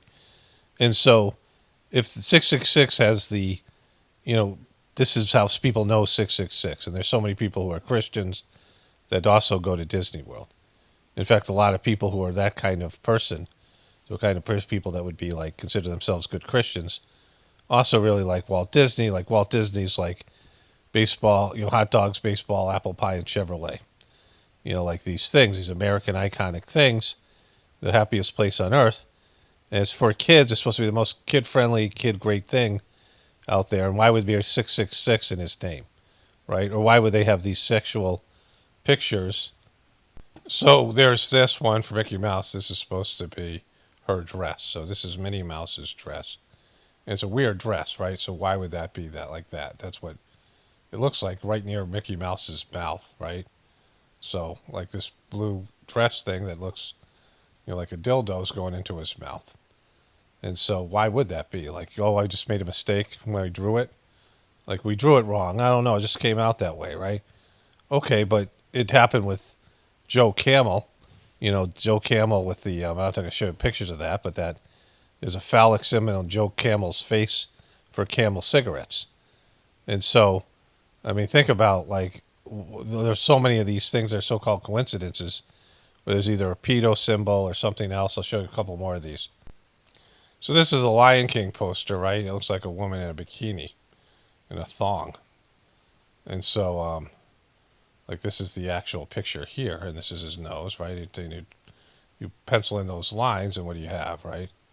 Like you can see where that looks like that. They've just, and so there's these pictures within a picture. It's done a lot. I'm just showing you a few of these things. So this is from the movie Tangled, and there's an S in this, this is her hair. And again, sexual expression. There's a lot of sexual expressions. There's a lot of this in the Disney characters. There's things. The way that Scar walks in The Lion King, it's very like he's got like a wiggle in his walk. Like it's just, there's a lot of that kind of stuff, right? That have, this, they've used subliminal messaging. And, it says there's an S there, there's an E there, there's an X there. And she has this, sort of look on her face, right? This horse looking on, disgusted. And so, there's one more I want to show you here. Okay, so you can see her hair. There's no reason for her hair to have this. Okay, let's say they want to accentuate the end. They want to show that this is the end of the hair, but this is an S. It forms into an S. And then you have the E right here, and this is a clear X, right? And so, again, I mean, it's just there. And you say, all right, we made a mistake. I don't know. Just like it just came out that way. I don't know why it keeps on coming out with these these things that are sexual, right? Like, I don't know. We don't know. Just, I don't know. It's, we draw stuff and like, I don't know. Like you're putting them in there on purpose. And if you're doing that, you have to own it. It happens time and time again. And I've shown this so many different things, the different other stuff here. Let me just show the two more things here that I have. And then there's other ones for other kids' cartoons. And they put things in there. And there are themes in there, like, Snow White getting woken up by the Sleeping Beauty, getting woken up by the Prince's kiss. And there are things that are, for 3 or 4 or 5-year-old kids, it's just not appropriate for them to, the themes in the movies. They're putting things in there. They put adult stuff in. And, like, kids don't realize there's adult jokes and things in there. But they do on some level. It's subliminal. So they're using these things to, and think about all these Disney kids like Britney Spears and Miley Cyrus and some of these other people, Christina Aguilera and all those, Ryan Gosling, all these kids that end up, like Miley Cyrus had all those weird things that she had, right? Like she became this deviant. Of course, Britney Spears, all these Disney kids that end up having mental issues and getting these, horrible lives and stuff. Aaron Carter and these kids or wherever they were. I don't know how many of them were Disney kids. A lot of them were, but certainly Hollywood kids. And so, these kids that were in these movies and part of these, these TV shows, Disney Channel and all that shit, and they end up fucked up, right? So, like, it's a lot of evidence that shows you that this is, whatever the face of Disney, what they want you to think of Disney, it's something else. This is another phallic symbol from The Little Mermaid. So, you had the Reverend with a bump in his pants, But then you have this this castle, this guy's castle, Neptune or wherever he is. I didn't see the movie. And they have this in the castle. Oh, we made a mistake again. All these things. They keep on drawing dicks, right? They love to put dicks in their cartoons. Like how many times before it's no longer an accident? Like how long? How long of it? We just accidentally drew another dick. I don't know why we keep on drawing accidental dicks. Right? Like how long before it's oh wait, this is a problem.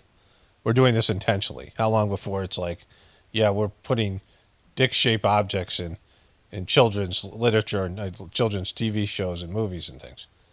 We're putting subliminal dicks in there for kids to see. Like that's what we do as Disney. We're the happiest place on earth, but also there's the dicks, right? There's we like the dicks too. We like this stuff. We like wholesome family entertainment, but occasionally we throw a dick in there just to keep it honest. So this is a character called a Zephyr. It's like a lion tiger like creature with wings. And I don't know what show this is on the Disney Channel. And the number of shows like this on the Disney Channel. There's one that isn't Disney, which is Madagascar, that also has the same symbol. This is a well-known pedo symbol, right? This symbol right here. And it's been documented, of course, went around the truth community, all the stuff to do with the pizza thing, right? And so this isn't like just, this comes from the FBI, like discoveries they made within the pedo communication. And Disney decides to slap it on this creature. Again, with all the history, and I'm only showing you a fraction of stuff that I have, that I know about. Like, and I'm not somebody who's making a ton of these videos. Like, I probably only have a fraction of what's out there. There's things that people haven't picked up or seen, right? But it's there. And there's a lot of subliminal shit in cartoons, not just Disney ones, that is stuff that's inappropriate for kids to see. And so this is the logo for Boy Lover. It's unclassified. This came from the FBI. Kids, this stuff you can look up or whatever. From the official FBI reports. And here it is, a weird symbol to put on a creature. Like, what creature would have that? Like a man-made symbol. This isn't, how does that help the animal? Why would an animal evolve with that symbol? It doesn't add camouflage, right? It doesn't, put any of these, it benefit an evolutionary type of situation where a leopard has spots because it blends in. It helps with their camouflage. Like a tiger has stripes because it blends in, right? It helps to camouflage. These various creatures, they adapt their, outward appearance for some reason.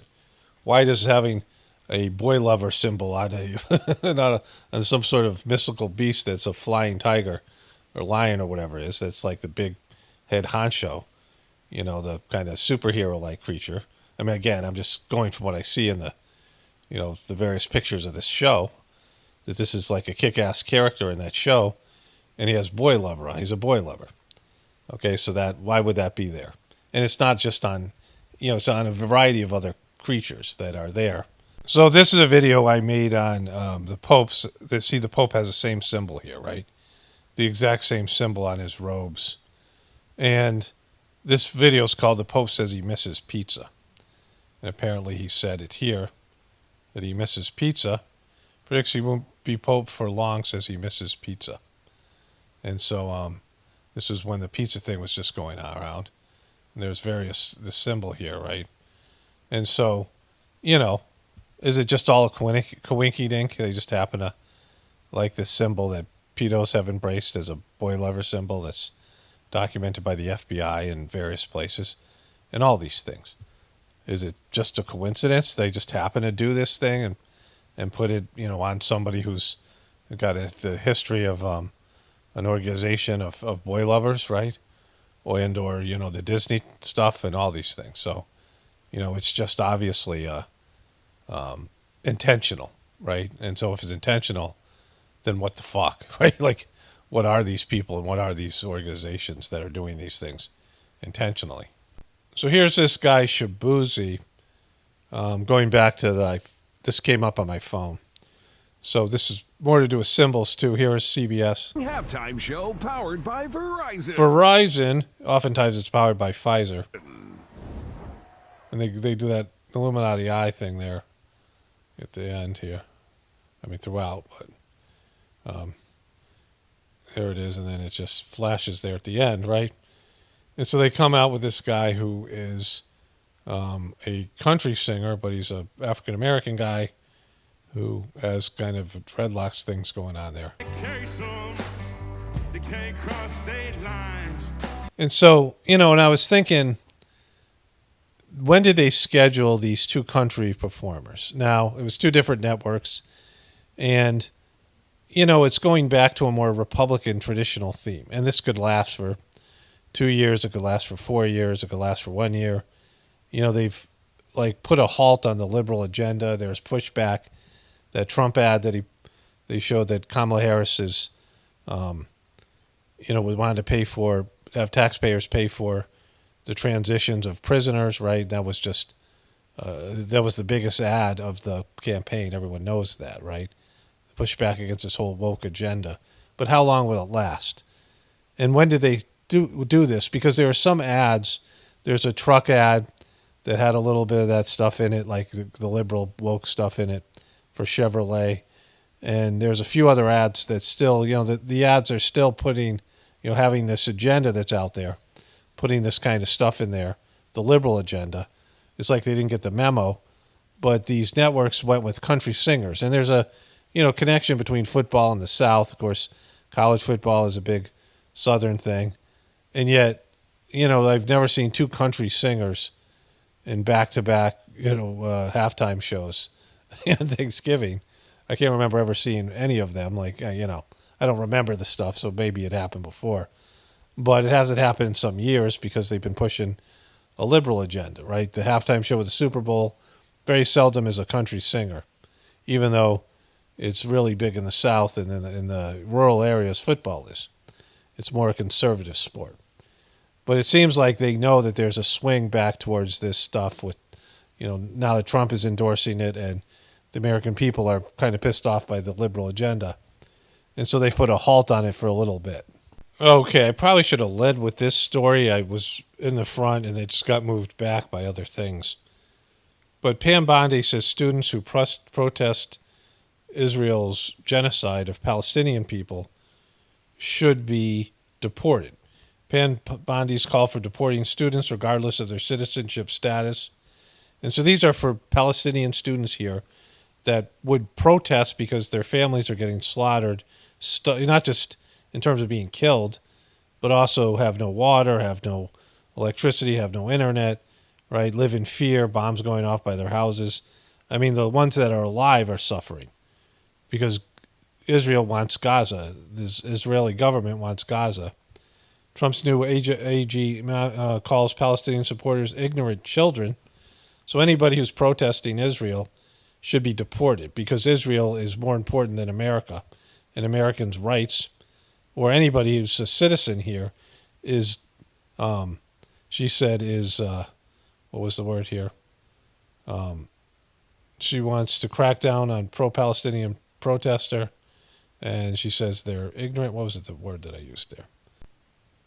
Trump's new AG nominee calls Palestine supporters ignorant children. Pam Bondi, Trump's new nominee for Attorney General, following Matt Gaetz's resignation, is a well-known pro-Israeli figure who previously called Israel America's most important ally, right? Now, I'm not some anti-Israel Jew-hating person, as most of you know.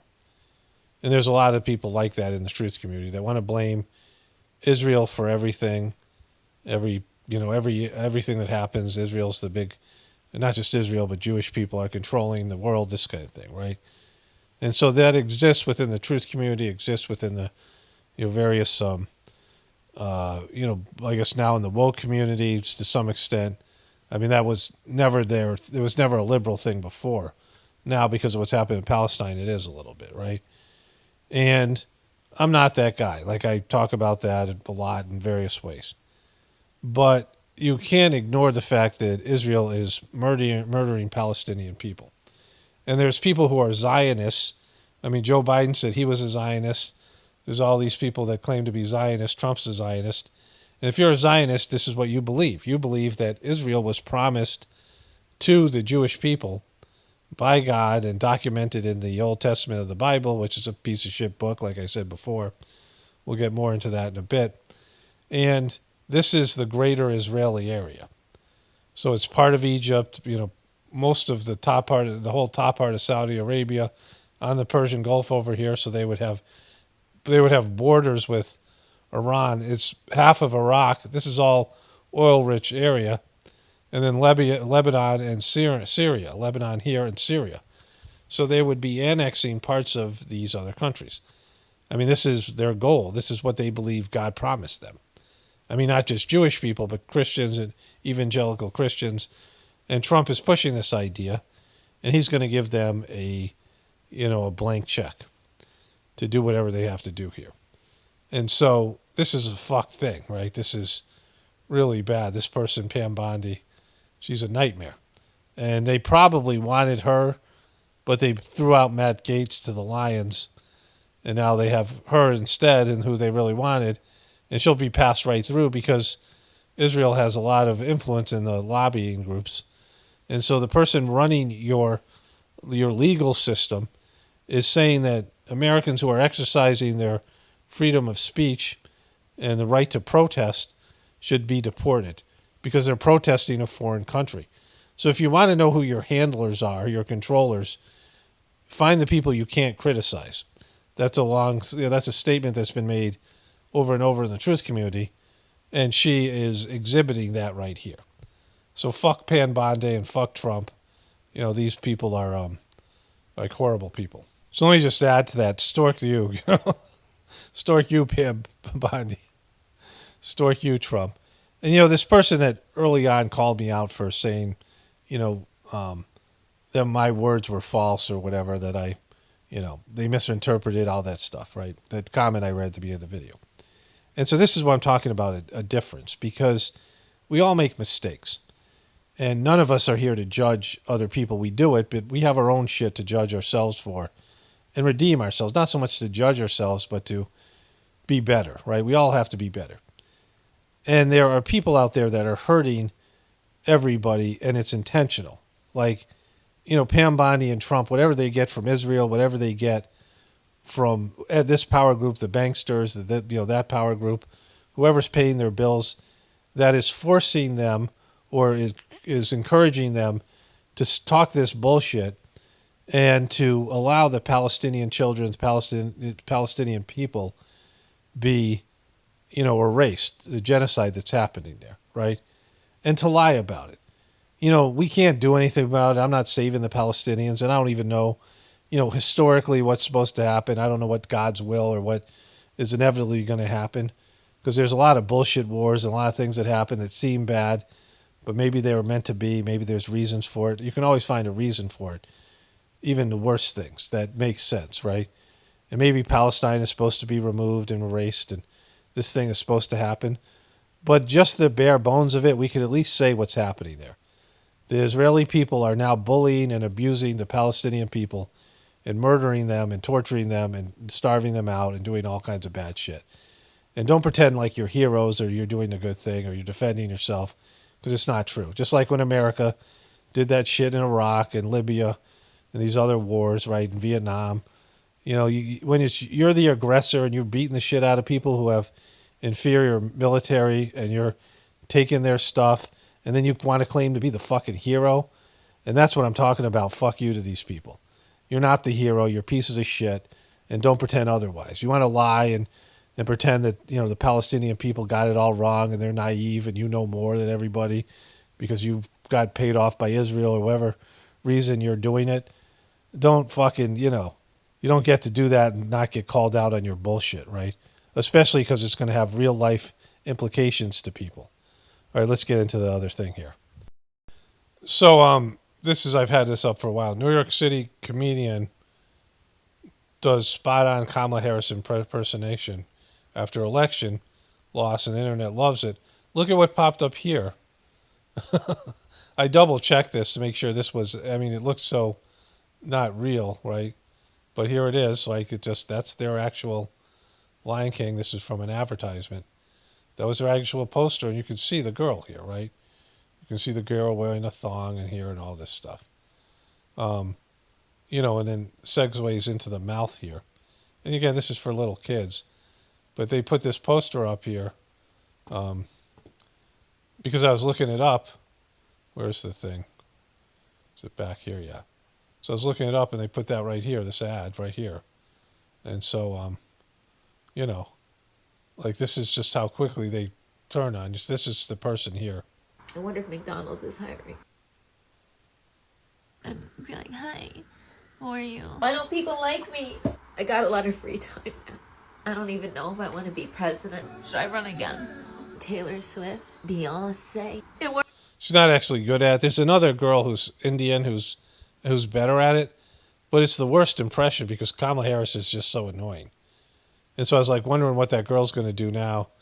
She's on she's like a comedian, and she's been doing these Kamala Harris things. She was on a couple of these guys' shows, like Tucker Carlson or somebody. And people have sent me her videos. I just don't show them because, as accurate as her impression is, more Kamala Harris is never good. She sucks so bad. So it's like, but what do you do now that Kamala Harris has no career? If you're a Kamala Harris impersonator, right? Like Elvis impersonators are still going strong, but Kamala Harris impersonators have a short lifespan. Look, it's the Harrises. Greetings, everyone, and happy Thanksgiving. Today we come together to reflect on what we are thankful for. Dougie Fresh, you were crying before. I mean, this is a huge blow to them or whatever it is, right? At least to her. I mean, she's faking her smile here. But why is she giving a Thanksgiving message? She's not going to give one next year, right? Like, this is it. This is on her official campaign channel. And, she has a few more. This is actually Forbes. But I'm sure this is on her YouTube channel. But she's going to disappear. She's no longer a national figure. She's the girl she's a candidate that lost to Donald Trump. And, it's a debacle and a meltdown.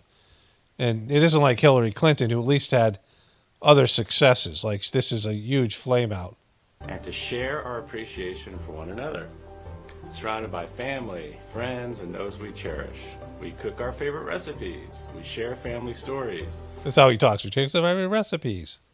Serve those in need and give thanks for our blessings. That doesn't sound like my Thanksgiving at all. Does it sound like your Thanksgiving? On Thanksgiving, we also express our gratitude as a nation for our service members. Okay, so your troops, that's your number one thing to be grateful for? Of all the things you could be grateful for, it's the troops? Or is that just what politicians say? That's what you think about when you're feeling great? What are you grateful for, Kamala? The troops. I'm just really grateful for the troops. Yeah, what else, Kamala? Knee pads, knee pads make my job easier, the knee pads I'm grateful for. I'm grateful that Joe Biden was senile, at least I got a shot. I was grateful for that. Their families, who sacrificed so much to protect our nation and our most sacred values. We are truly grateful for their service. Dougie Fresh got it on the gratitude for the troops. So again, from our family to yours, Happy Thanksgiving, everyone. Happy Thanksgiving there, Dougie and Kamala. You guys are the best. It's too bad we won't be seeing you anymore. I got a thing from Gwen Walsh. I'm going to save it for next video because this video is kind of wrapping up here. I got a few more things to show you, though. So Chris Cuomo says this guy on. I think this guy is a Democrat. I don't know who he is. How do you think Biden feels about the result? I think he did not want to go. He did not go gently. I said this early on. He did not want to go gently. Yeah, we all knew that. You thought there was dignity, or did he didn't want to go? He nominated her basically. Obama did not want her. Obama did not endorse her for 5 days. Pelosi did not want her. Pelosi told her California delegation there'll be a conference, there'll be a caucus, there'll be a convention. We basically ran on this deal where democracy, and then we didn't have democracy in picking our nominee. But why did Biden pick her? You haven't had that for the last 3 years. You didn't have it with Hillary Clinton. You didn't have it with Biden, and you didn't have Biden again. You didn't run him in a primary. You excluded RFK Jr., who had a following. I think it was to say F you to Nancy Pelosi. Okay, so this is what that donor girl said. Let's show her again. She's on and did an interview, but they're all saying that. He celebrated, when she lost, and if that's the case, that he knew she was going to lose. And that also is that look at this dude. That means that she was an insurance policy, like many of us said, because she was so bad. People knew that if she took over for Biden, that she couldn't win against Trump. And if that happened, she would have had to run on Biden's record. If she had been president for a year or two, because they took Biden out because he had Parkinson's, then she would have to run on her and Biden's record and would have got even more slaughtered, right? And so if she was a disaster for them, she should never have been picked VP. These two grenades that they had go off at the same time, Biden's deteriorated mental health and Kamala Harris being unelectable. And so then there's this woman here. So that guy was a mega donor, right? And we all saw it. Nancy Pelosi and other people called for a primary. A lot of people wanted to see a runoff. They wanted to see some kind of short primary. There's people out there saying if they get rid of Joe Biden, they have to do something they just can't nominate somebody else like Kamala Harris, and that's what they did. Joe Biden dragged his feet. There wasn't enough time, they thought at least, and they put her out there, and she sucked. So this is the other, the woman, the donor woman. With her campaign's top donors this afternoon as she faced questions about how the campaign was able to plow through $1 billion and still came up short. Also faces questions about what she might do next, right? Lindy Lee joins us now, senior advisor to the DNC, who served on the Harris National Finance Committee. So she's the other person. The mega donors are saying it was a big FU. She said the same thing. So these are two different donors, people who are money people that are saying this is what Biden did to them. I mean, just, all this kindness and love, and, they're anti-Trump people. They turned out to be Trump, right? They did Trump. That was all Trump shit right there. Welcome back, Lindy. And so you were on this call as a, donor in the Democratic Party. And is it over? What was it like? What can you tell us? Thank you so much for having me. Yes, she actually held two calls, one for her top donors and one for grassroots. We'd love to see the top donor thing. I was speaking and texting with fellow attendees of the call, and we were amazed by how self-congratulatory the tone was. Remember? That was to the other one, too, and this was even worse. These are people who donated, and she raised money. She got people to donate money. So all these people are calling her and saying, WTF. I don't recall. The call was about 20, 30 minutes. I don't recall anyone taking responsibility. Really? For the fact that we spent about $2 billion across Super PAC in the campaign and came up so significantly short. We lost 7 swing states. Self-congratulatory? In what types of things were being said? They praised Harris as a visionary leader. I believe at one moment during the call, she was talking about her Thanksgiving recipe. And That's my favorite part. I should have led with this video. I mean, it's all working out, but that's so great. She talked about her Thanksgiving Day recipe. This is a call where she's blown $2 billion. $2 billion in 3 months, right? She's just taking their money. I don't say this with any malice or anything. I'm just merely conveying what happened. I think I was stunned to hear that, given just the extent and brutality of the loss and the fact that DNC staffers, at least two thirds have been fired summarily. And a lot of them are at a loss as to what to do. I'm just frankly stunned that there was no sort of postmortem or an analysis of how we can do better, what sort of lessons were learned. It was really just patting each other on the back, congratulating each other on. I mean, everywhere else they're tearing it apart, right? That they would do that to the donors. Like if you donated money, like you just blew the money. You could have went to Vegas and put down all your donation on like the roulette wheel and blown it in a single moment. At least had the excitement and a chance to win anything. These people are not going to get anything back because the people they donated to are not in power in any way, shape, or form. They just threw this money away. They might as well just have burned it. And they're laughing about it. They're celebrating how great their campaign was. On I'm not sure what, and saying we'll see you for Christmas. Wow. So, but anything about what she wants to do next? Is that the point of having calls like this, that she wants donors to stay on her side? We talked earlier about, whether she'd run again in 28 or whether she would maybe run for governor of California in 26. What's the thinking in the donor community about either one of those? That's not happening. Abilities. I mean, she might run for Senate or whatever. To put it bluntly, they are not pleased at the prospect.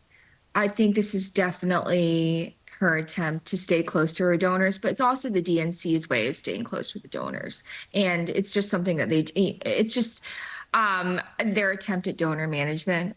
I hope you give me credit for being very honest about this, because this is very raw and very real for me. And yeah, a lot of donors are not happy. Of course not. They could have burned their money, right? Of them are blaming people in Obama world. That's who they helicoptered in after Biden stepped down. A lot of consultants in Obama world came over and took over the campaign apparatus. The same people who were whispering and leaking to the press that Harris should be replaced at the top of the ticket when Biden was running. So you can imagine just the hypocrisy underlying a lot of it. You know, there was this podcast where some of them talked. I don't know if it was similar, for the first time, about what went wrong and the reflections on it. Jen O'Malley Dillon, who ran the campaign, and others, same people, right? Here's a clip from Jen O'Malley Dillon on what you talked about at the beginning. How they run through all this money, which has become something you and others have been saying, well, hey, what's going on here? $2 billion is a lot of fucking money. Here's what she said on the podcast about it. Of course, you know, you can look at, did we get the best deal here? This was quite costly here. It's quite expensive. At the end of the day, though, I think if you look at the spend we had, majority of the money we spent, it was to reach voters. We are going to be in a good space across the board, across all of our entities without debt. That carries forward. What do you mean $20 million of debt? All right. So what would you say about that? Same type of thing today? And how would you characterize those types of comments in terms of how connected they are to reality in your view? In my view, it's extremely detached from reality. And of course, they failed to mention that hundreds of millions of dollars went to them and their friends, right, through these consulting firms. These consultants were the primary beneficiaries of the Harris campaign, not the American people, not the donors, not. So they have these consultants, right? You know, they roll these consultants in. They're the same experts that go and talk on Fox and CNN and MSNBC. And they're always wrong. Like they're wrong about the Trump election. These are the professional people, whatever it is, pollsters, consultants, people who, tell you how to win campaigns. And very often they're wrong. Like these are the experts I always talk about, these alleged experts. And they come in and they're paid lots of money. And, when you donate money to a charity, they have different websites and, these places where you can see how much money actually goes to the people the charity is intended for, the animals or whatever it is, right? Because a charity can be very, like a money laundering scheme where the money goes, only 10% goes to feed kids. The other 90% is absorbed by people stealing the money. It's like people in churches and things, how much it actually goes to the thing that you're donating for, right? So if you're donating to win and you're donating for ads and things like this, you don't want to pay these consultants that end up being, all the consultants suck, right? And so anybody else, it was the people who, go from one campaign to the next looking for their next plum gig. And this is extremely honest, but it's true. Yeah, but I mean, just why you keep saying that? Like, why wouldn't you say this? Because this is, you've been raising money you've known about this for forever. She's an insider. She knows that these people are being paid lots of money. Like these are all, they've developed this scam where they claim to be an expert. Like it's when you pay somebody to tell you what the good picks are to bet, like on football. But if, like, let's say somebody knows that there's a 5-star pick for, I don't know, the Tampa Bay Buccaneers. Like the person knows that Tampa Bay is going to win. And they're going to bet on that game in Tampa Bay. But then they're going to tell you about it. And when they tell you about it, you're going to change the point like this. You're going to, all the people listening to you, and let's say you have millions of listeners and you give this 5-star pick and they all vote on Tampa Bay. And Tampa Bay was getting 8 points, but now they're giving away, like now it's down to, or they were getting, they were minus 8 points. So they could lose by 8 points. But now they're plus 3. they got to win by 3, and so no longer a good bet, right? And all these people who have listened to you are betting on this bet, and they're screwed because they don't have the same. When you bet, you had the 8 points, right? When they bet, they're -3. Everybody has to win by 3, and so it changes everything. And so people who have inside information don't give it away, right? This kind of thing. So people pay for that shit, right? They pay for experts to tell them things, and those experts are just as much in the dark. Maybe they have more analytical data and things like this, but unless they have inside information to something they know is going to happen, you're paying for something that more than likely they're manipulating you as a group. Like, they don't even want you to win. Like, there's people who are experts that have their own candidates that want Kamala Harris to lose so that they can run Gavin Newsom next time. Like, there's people who are sabotaging her because they want to run somebody else in 2028 when it's going to be ripe for the pickings when Trump's disastrous presidency is there. And so they're looking ahead 4 years, and so they don't even want Kamala Harris to win, right? And they want to take her money on top of it. So they get paid $1 million to consult, and then they sabotage her campaign. And you're just, these people who donate. I mean, I don't know why anybody would donate to a politician. They fail upwards and they don't learn any lessons, and they can just keep going because there's no accountability. So what's next? I mean, are you done with this in terms of, are you done doing, raising money for Democrats, giving money to Democrats? I know you've been very outspoken, and are other people feeling the same way that in the donor community that, gives money to the Democrats? I don't know a single person who doesn't feel the same way. That's the extent of the frustration. Thanks so much for... Okay, so she didn't answer the question because she's still going to do it, right? Because that's what she does. Like, it's her job. Unless she's going to go to the Republicans, and I don't see that, whatever. And so, this is really funny. So I want to show you this. I want to end with this. I want to comment on this after he's... That Jesus is the way, the truth, the life. And first, I just want to say that Jesus is the way, the truth, the life. Okay, so let me just start off by saying this. When you're dealing with anything spiritual, when you're dealing with anything that's on the etheric level, on a soul level, on a divine level, there's no bullshitting, right? There's no lying, there's no faking, there's no embellishing. Your beliefs don't matter. What you believe about it doesn't matter, right? There's only truth. You can bullshit your way through life like everybody does to some extent. You can lie to yourself. You can lie to other people. You can tell people, don't tell me the truth because I don't want to hear it, or don't tell me what you think because I don't want to hear it. And your beliefs actually matter because your beliefs lead to purchases. Your beliefs lead to lifestyle choices, right? Your beliefs lead to actions and plans and things that become manifest into something, one thing or another. And your beliefs can actually be a part of the whole narrative about what's going on in the world. And a lot of it's just lies and bullshit and illusion and all these things, right? Most of our world is just a perversion of the divine reality, right? Your life and your personality and your mind and your thoughts and your desires and your addictions and all these things, your preferences, all that makes you the person that you are. And you could be a great person, even a saintly person. It's still, your ego is a perversion of your soul. Your ego, and only in the most, when your ego gets minimized almost to being non-existent, and your ego submits completely to your soul and God, is your ego a pure reflection of the divinity within you, right? And so as people, we're perversions, if this idea that we're made in God's image isn't a physical body, isn't that God has a physical body and is shaped like a man. No.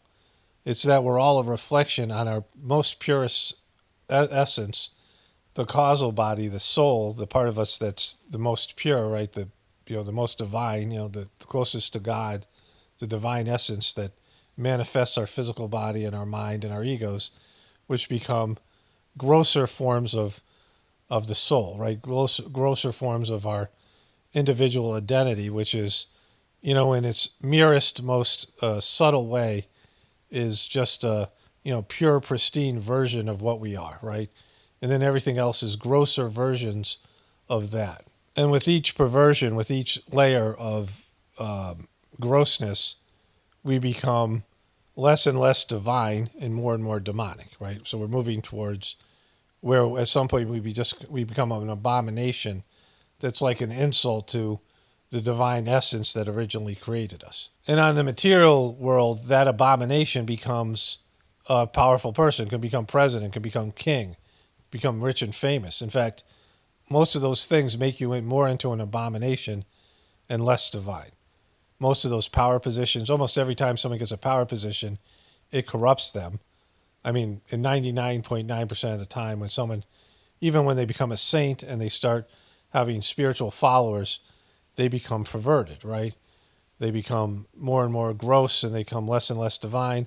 So they started off, they were saint, people were coming to them, they were teaching people about spirituality, and they start feeling themselves, they start, whatever happens, even if they don't get a big ego because they're being worshipped by people and, they're in a powerful position, they get corrupted by their own anger and frustration with the people that won't get what they're saying, that won't abandon their lower selves for the higher nature.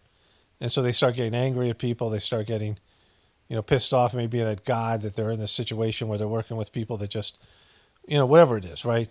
And so the ego usually doesn't do well when it gets a boost of power, a boost of position, fame and fortune and any of these things, right? Political power, religious power. There's just more and more corruption, right?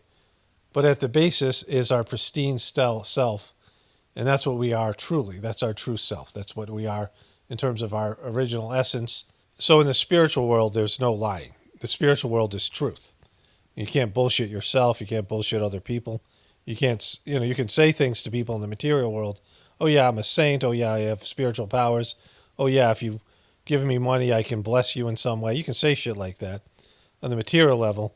On the spiritual level, when you die, for example, and your soul goes to wherever it's going, all the bullshit that you did, all the things that you did to twist reality to your own personal egotistical benefit is hanging off you and is going to keep you from going to a higher level of whatever.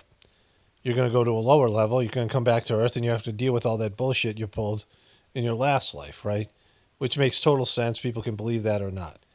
But it doesn't matter what religion you are or what spiritual practice or if you're an atheist. Your beliefs don't mean shit in the spiritual world. You can't force your beliefs on the soul energy and the divine universe. You can't push something that isn't true. You can't push something that's false. You can't be a lying piece of shit and, on a spiritual level. And everything is transparent. There's no, thoughts that you can have that aren't detected. There's no ego to have those thoughts or mind to have those thoughts, right? You just have your baggage from the bullshit you pulled when you were in your physical existence that you have to pay for and you have to work off on a soul level. So you have to come back to Earth and deal with all that shit that you did, right? In the material world, you can force your truth. Like the government is forcing a bunch of truth. YouTube is forcing truth that isn't truth. YouTube is forcing lies that we can't say the truth or we get censored or whatever. Like the government and the people around you, your boss, your parents, your spouse, they can say, if you tell me the truth, I'm going to punish you and, threaten you in some way. And they can suppress the truth. People can force other people to accept their truth over the truth that the other person believes in. But my truth or your truth or, any of these beliefs isn't real truth. And so just because you believe it doesn't mean it's so. And so if you believe you're going to heaven, that doesn't mean you're going to heaven. Doesn't even mean there is a heaven, right? Like, it doesn't mean any of those things. If you believe a bunch of shit that you've been told as a kid and, you don't have any other reference point, you don't have any other point of view, you haven't thought about any other reality, and you haven't done any research into, like this young man, this basketball player, hasn't done any research into what's in the Bible. And I can tell you that it's not. John 3:16 is not true. Jesus isn't the only path to heaven. Heaven doesn't exist like people say, not because my truth is better than your truth, because it's easily disproved, right? It's easily disproved by the own teachings. The Bible says that God's within all of us. Jesus said that God's our Father, right? Our Father who art in heaven, hallowed be thy name, right? That's the Our Father prayer. And if God's our Father, then Jesus is our brother. And Jesus isn't the only Son of God, right? So even within their own teachings, their own bullshit, they It's contradictory. And you can explain it any way you want because of your own beliefs, but it's simply not true. And you can't make it true just because you believe it, right? And the problem with it is, on the material level, Christians went out and beat the shit out of people, Irish people and Scottish people and, the European people at first, and then native peoples in America and black people, African people in Africa, and, all these people around the world, and forced their belief in the idea that they were doing them a fucking favor by erasing their own spiritual beliefs that were in many cases superior and more realistic, these Aboriginal people, than the Christian beliefs, which are, the Old Testament's a piece of shit, and the New Testament's just okay. It's not great. Like, if you look at other teachings, and you look at other, systems, it's just okay. And if it's all that you know and it's all you can do, then fine. I don't go to Christian people and say, hey, I don't believe in John 3:16 and this is why, because it's not my job to do that, right? I mean, if you come here to my channel, I'm going to talk about it. But I don't go to any other place and talk about this, right? Like, I don't go to Christian people and try to talk them out of their beliefs, or Jewish people, or any of these other people, right? It's not my job to do it, and they are wherever they are. It's, their relationship to God is their relationship to God. And whatever level they're on, we're all able to do what we can do. There's people who do my Sajmark system, and we all do it at different levels. And there's lots of levels that none of us reach. Very few people reach those levels. And there's the lower levels, right? And some people still are doing some religious bullshit and doing the meditation.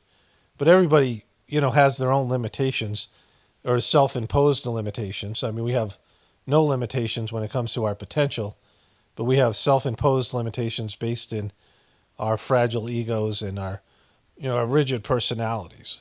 And we have things like when my kids were young, I thought one of my kids dying before me, I didn't think I could take it. Like, I think it would just broke me, right? Especially when the kids were young. And so when my daughter committed suicide, a lot of shit had happened, and I was able to accept it because, things just had gone so south with her. And it was sad, it was a bummer, but, it would have been much worse if it happened when she was 1, 2, 3, 5, 7 years old. I wouldn't have been able to take it, right? I would have been broken. I don't know how I would have pulled myself out of it. But some things are just knockout blows, like things that they're so bad a person can't take it, like a person can't recover. And sometimes it might take some years, but they're never the same afterwards. We all have those things, right? For a lot of people, it's when their spouse dies. If they have a real loving relationship and they've been with somebody for 50 years and their spouse dies, and it's like they just don't want to live anymore. What's the point, right? And that happens for lots of people. There's no chance of them. I mean, they're 70, 80 years old. They're already breaking down physically. They can't start over and don't want to, right? And the one person they miss the most, they love the most, is gone. So you have that, right? You have these things that you just don't recover from. We all have those things. We have things that we can't hear. They're just too hard for us to hear. They're too hard for us to accept. They're truths that we can't deal with. Like, and it's a person's ability to deal with truth that makes them a better truther, a better truth seeker. Your ability to deal with truths that are hard for you to accept, things that you don't want to hear, right? And for a lot of people, that's about their religion and things like this. They just can't hear it. And that's fine if you're one of those people. But if you're here and, you're open to the possibility that you've been lied to on every level, and if the powers that be have lied to you in the governmental level, on the health level, on the food level, on the scientific level, on the history level, then they've lied to you on the religious level too. Because religions are powerful entities, and they have lied to you in a way that benefits them, benefits their religion, right? That's what they do. And so when that happens, then the whole thing is more or less corrupted, and you can trust bits and pieces of it. You can connect directly to Jesus or Buddha or Krishna or something, and that can be helpful. That certainly would be helpful. But you really can't trust the organization anymore. I have the same thing happen with Heartfulness. Like, I don't trust the organization at all because there's been corruption. And, for something that's spiritual, you can make mistakes as a spiritual master or saint, but you can't do shit where you're openly and actively deceiving people for your own personal benefit, and you know what the fuck you're doing. And once you do that, the trust is broken, more so than anything else, right? Like you just got to be almost perfect as a spiritual person. At least you have to be sincere. You can't knowingly lie to people in ways that benefit you. You might have to withhold truth because people aren't ready, because people just can't handle it, or they won't even hear it if you tell them.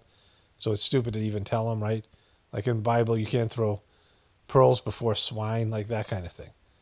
But if you're openly just lying to people, and I don't even believe that. I believe you should throw pearls before swine, because even on a spiritual level, in the Sajmark system, if you hear it and you don't believe it or you can't conceive of it yet, there's subliminal aspects to it. So even if you're unable to act on it now, the seeds have been planted. So that's why you throw pearls before swine, because they might be pigs in this life, but in next life they'll have these seeds to become people, seeds to become, saints even, right? They might not be able to do it this time, but maybe next time. So that's why pearls before swine is actually it's a good idea. No, it makes sense, but it's not entirely true. But getting back to what Jaden Ivey said, like I was saying, the Christians have gone out and strongholded and strong-armed people and forced their beliefs on people, beat, kids and force them to adopt their religious beliefs to get rid of their own and force Christianity on them because they believed they were saving these people, and they were lying to themselves because they fucking weren't, right? I tell that story of how my mom and I went to Ottawa, and there was these native peoples, and they were dressed in their native whatever it was. I got my mom one of these, like, there was a doll there, like a young, like, native girl, like some kind of cute little doll. My mom liked that kind of shit, but, it had, like, furs on it or whatever, like this cool, Canadian cold weather outfits. And my mom said, "What beautiful people. There's no way these people are going to hell." And I'm like, "What are you talking about? Why would they be going to hell?" Because I didn't really, I read the Bible, but I didn't understand John 3:16. Because the idea is that everyone else is going to hell but Christians, and that's bullshit. And it's damaging. It's damaging to the rest of you. It's a big fuck you to everyone else's spiritual path, right? And it's not truth. And so it's done a lot of damage in the world. That one belief where these people believe the only way to get to heaven, which is heaven's an illusion too, the way that they sell it to you, it doesn't exist the way they sell it to you. And you certainly don't get there by just accepting the Christian faith. Like it's a lot harder to get to what people consider heaven, what we call the brighter world, in terms of breaking free from your earthly bondage, your successive lives here, your future lives here. It's a lot of work, and most people don't make it. Very few souls make it even after multiple lives. And so it's not so easy to do.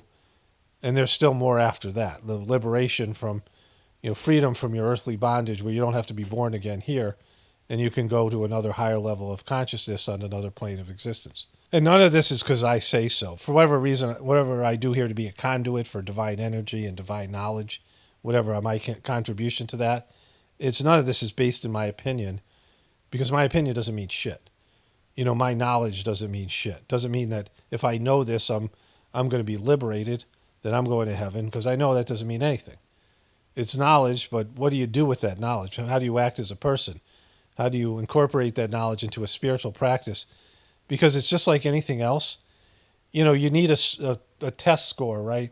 Years and years ago, I was not that tall in high school. Like I think I was like 5'8", 5'9" when I graduated as a senior. I was 5 feet when I was a freshman. But I was getting better as a basketball player. I was just getting into being a basketball player. I was starting to play at parks and things like that. And, I wanted to dunk a basketball. I already could jump pretty high for my height. So when I was a junior in high school, I was like probably 5'7", 5'8", whatever it was. I'm 6'1" now. I grew a few inches after I graduated high school. Like I was 18, I was probably like at 5'10", 5'11". And I grew another, 2.5 inches when I graduated. And I took a tennis ball, and I had my basketball hoop, and it was probably a little bit low, not full 10 feet. And I eventually got to where I dunked a basketball, but I worked on it for hours, right? Like I got better and better at it. And then, I eventually was able to go and dunk it, at parks and dunk a basketball at the school, sometimes in games. And I could do it in games, like, because you need to jump higher and higher for those things. Like to dunk a tennis ball, you just need to get your hand above the rim. You got to time your jump right. You got to make sure you're at the peak of your jump, this kind of thing. Eventually I was in dunk contests and all these other things. But it took years and years of practice and building those muscles and things.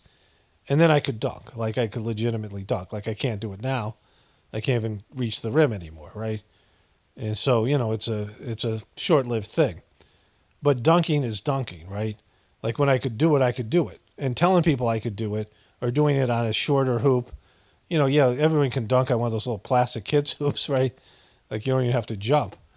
But being able to do it on a legitimate 10-foot hoop and a legitimate court with a legitimate basketball, this kind of thing. That's either you can or you can't, right? Either you have or you haven't. And if you graduate school, like if the school isn't passing you with some bullshit, Common Core thing or whatever, you have to pass a test, right? Like one of my problems with the 12-step program for alcoholism, and I'm not sure, I'm not an expert. If I'm wrong about this, I'm wrong. But, they get up and say, hello, my name's Paul, I'm an alcoholic. Which I'm not, so I'm not, but if I went to an AA meeting, that's what I'd have to say. And their idea is you can never stop believing you're an alcoholic. But then you're still an alcoholic when you die, right? That means you're going to be an alcoholic till the day you die. And that's not good. Like at some point you have to stop believing you're an alcoholic. And not saying I can drink. It also means you got to stop drinking. Like you can never drink again. Sure, I'll never take another drink of alcohol. Sure. Like I've said that, right? I mean, I have not taken a drink for years. There's a little bit of alcohol in some tinctures, not enough to do anything. Herbal tinctures, you need to preserve the tinctures. And so, maybe I've been at a restaurant and they've cooked with a little wine or something. But I can't even be around like a bar or alcohol. Like I actually start feeling woozy just walking through a bar where everyone's drunk. It's kind of weird. I used to be at these bars all the time when I was a younger person. Now I can't even be in a bar. Like if I'm in a restaurant, I walk through a bar area, I feel a little bit tipsy. And it's part of the Sajmark teachings. And I heard about it and I thought that was kind of silly, but then I experienced it, right? When you become more sensitive to these things, like if other people are drunk, you feel it, you experience it a little bit. When you're around people who are angry, you feel anger. Like it just becomes more sensitive to these things. You're more permeable because your heart's open and these things. But going back to my essential point here, that everything in the world in terms of success, you have to achieve something to be able to call yourself, you have to win the election. Like Kamala Harris can't call herself the president. She didn't achieve it. Donald Trump can because he won. And you could say he cheated or the system was rigged, sure. But he did win the election just like Joe Biden did. Whether you say Joe Biden cheated, whatever, he's still the president because that's it. He has that label. And again, in the material world, things can be manipulated and they can be dishonest and they can be rigged. And so they're not as legitimate. But in the spiritual world, there's no bullshit. And just because your religion tells you something that you're going to heaven doesn't mean you are, right? And just because it says Jesus is going to come down and save everybody doesn't mean that he is. Because it's whether it's true or not, right? Whether you achieve that. And like I said, there's no bullshit. Like you just can't bullshit yourself and say just because I believe this my whole life and I can't consider that it isn't true, even though there's a mountain of evidence that these stories and these things that these teachings in any religion, the Christian religion here, but any religion, have been manipulated by other people, right?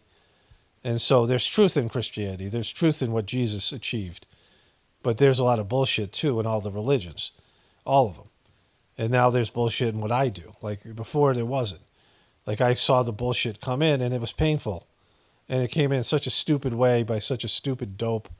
And this guy Dodgy, who's just a putz and, wannabe cult leader, like, not even good at it, right? Just a complete failure, just like a Don Knotts, like, doofus, right? Like, fucking...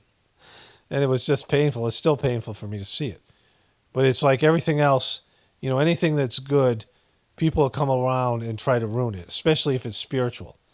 If there's a saint or higher developed soul that comes up and leaves a teaching or some practice and some techniques for the upliftment of humanity, there'll be some asshole that comes in, tries to turn a profit on it and compromise it and bend it to make it work for them and to use these, the inspirational words and energy and the good things in the system to force some other bullshit things that make them a god or make them a king or make them whatever they want to be. And that they're able to use these words to manipulate people. Like that great movie, The Book of Eli.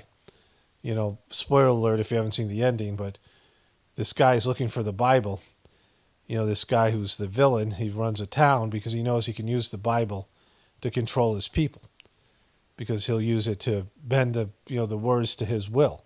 Because it's not only the bullshit that's in the Bible, but it's the way that the religion and the pastors interpret the bullshit and change the rules and tell you, for a long time, ordinary people couldn't even read or own a Bible.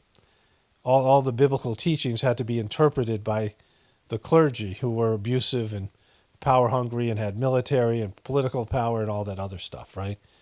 And so you have to factor all that in when you say shit like Jaden Ivey's saying, but he's not looking into that because he grew up with this teaching and it gives him comfort and, I wouldn't take it away from him, but he's bullshitting himself, right? That's just not true. What he said there, it's because, everything in the spiritual world is truth. And when you try to manipulate it with your beliefs and force your beliefs on it, when you die, you're going to end up disappointed, right? Not that your soul gets disappointed, but But in most cases, people use this or misuse this opportunity and make it harder on themselves in the future. They're screwing a future version of themselves, not only in the planet they're leaving behind for their next incarnation, but all the grossness, all the addictions, all the bad decisions and things that now that your future version of yourself has to deal with in a future life, right? Like your past mistakes when Tuesday Paul is screwing over Thursday Paul, right? Whatever you're doing today that you're going to have to pay for later on. All the bad foods you're eating that are going to cause diseases and whatever it is, like Jelly Roll, right? Like you're making decisions of things that you enjoy now, but they're going to make you pay later, right? All the bad decisions, all the things that are harm for you on a physical level are even more so that you have to deal with on a divine level. Bad habits that become more solidified in each life and then become addictions and things that you can't even overcome. Before you know it, you're just some fucking demon incarnating time and time again with just complete blockage from any part of your divine essence. And so you can't contact the best part of yourself, your soul, and you just keep on repeating these same patterns of self-destructive demonic behavior life in and life out. It's a big fuck you to your future self. And so Stork You. only spirituality will save this world. It's Paul Romano, definitely pointing from the Apocalypse and the Ascension. Everyone have a blessed day and be grateful.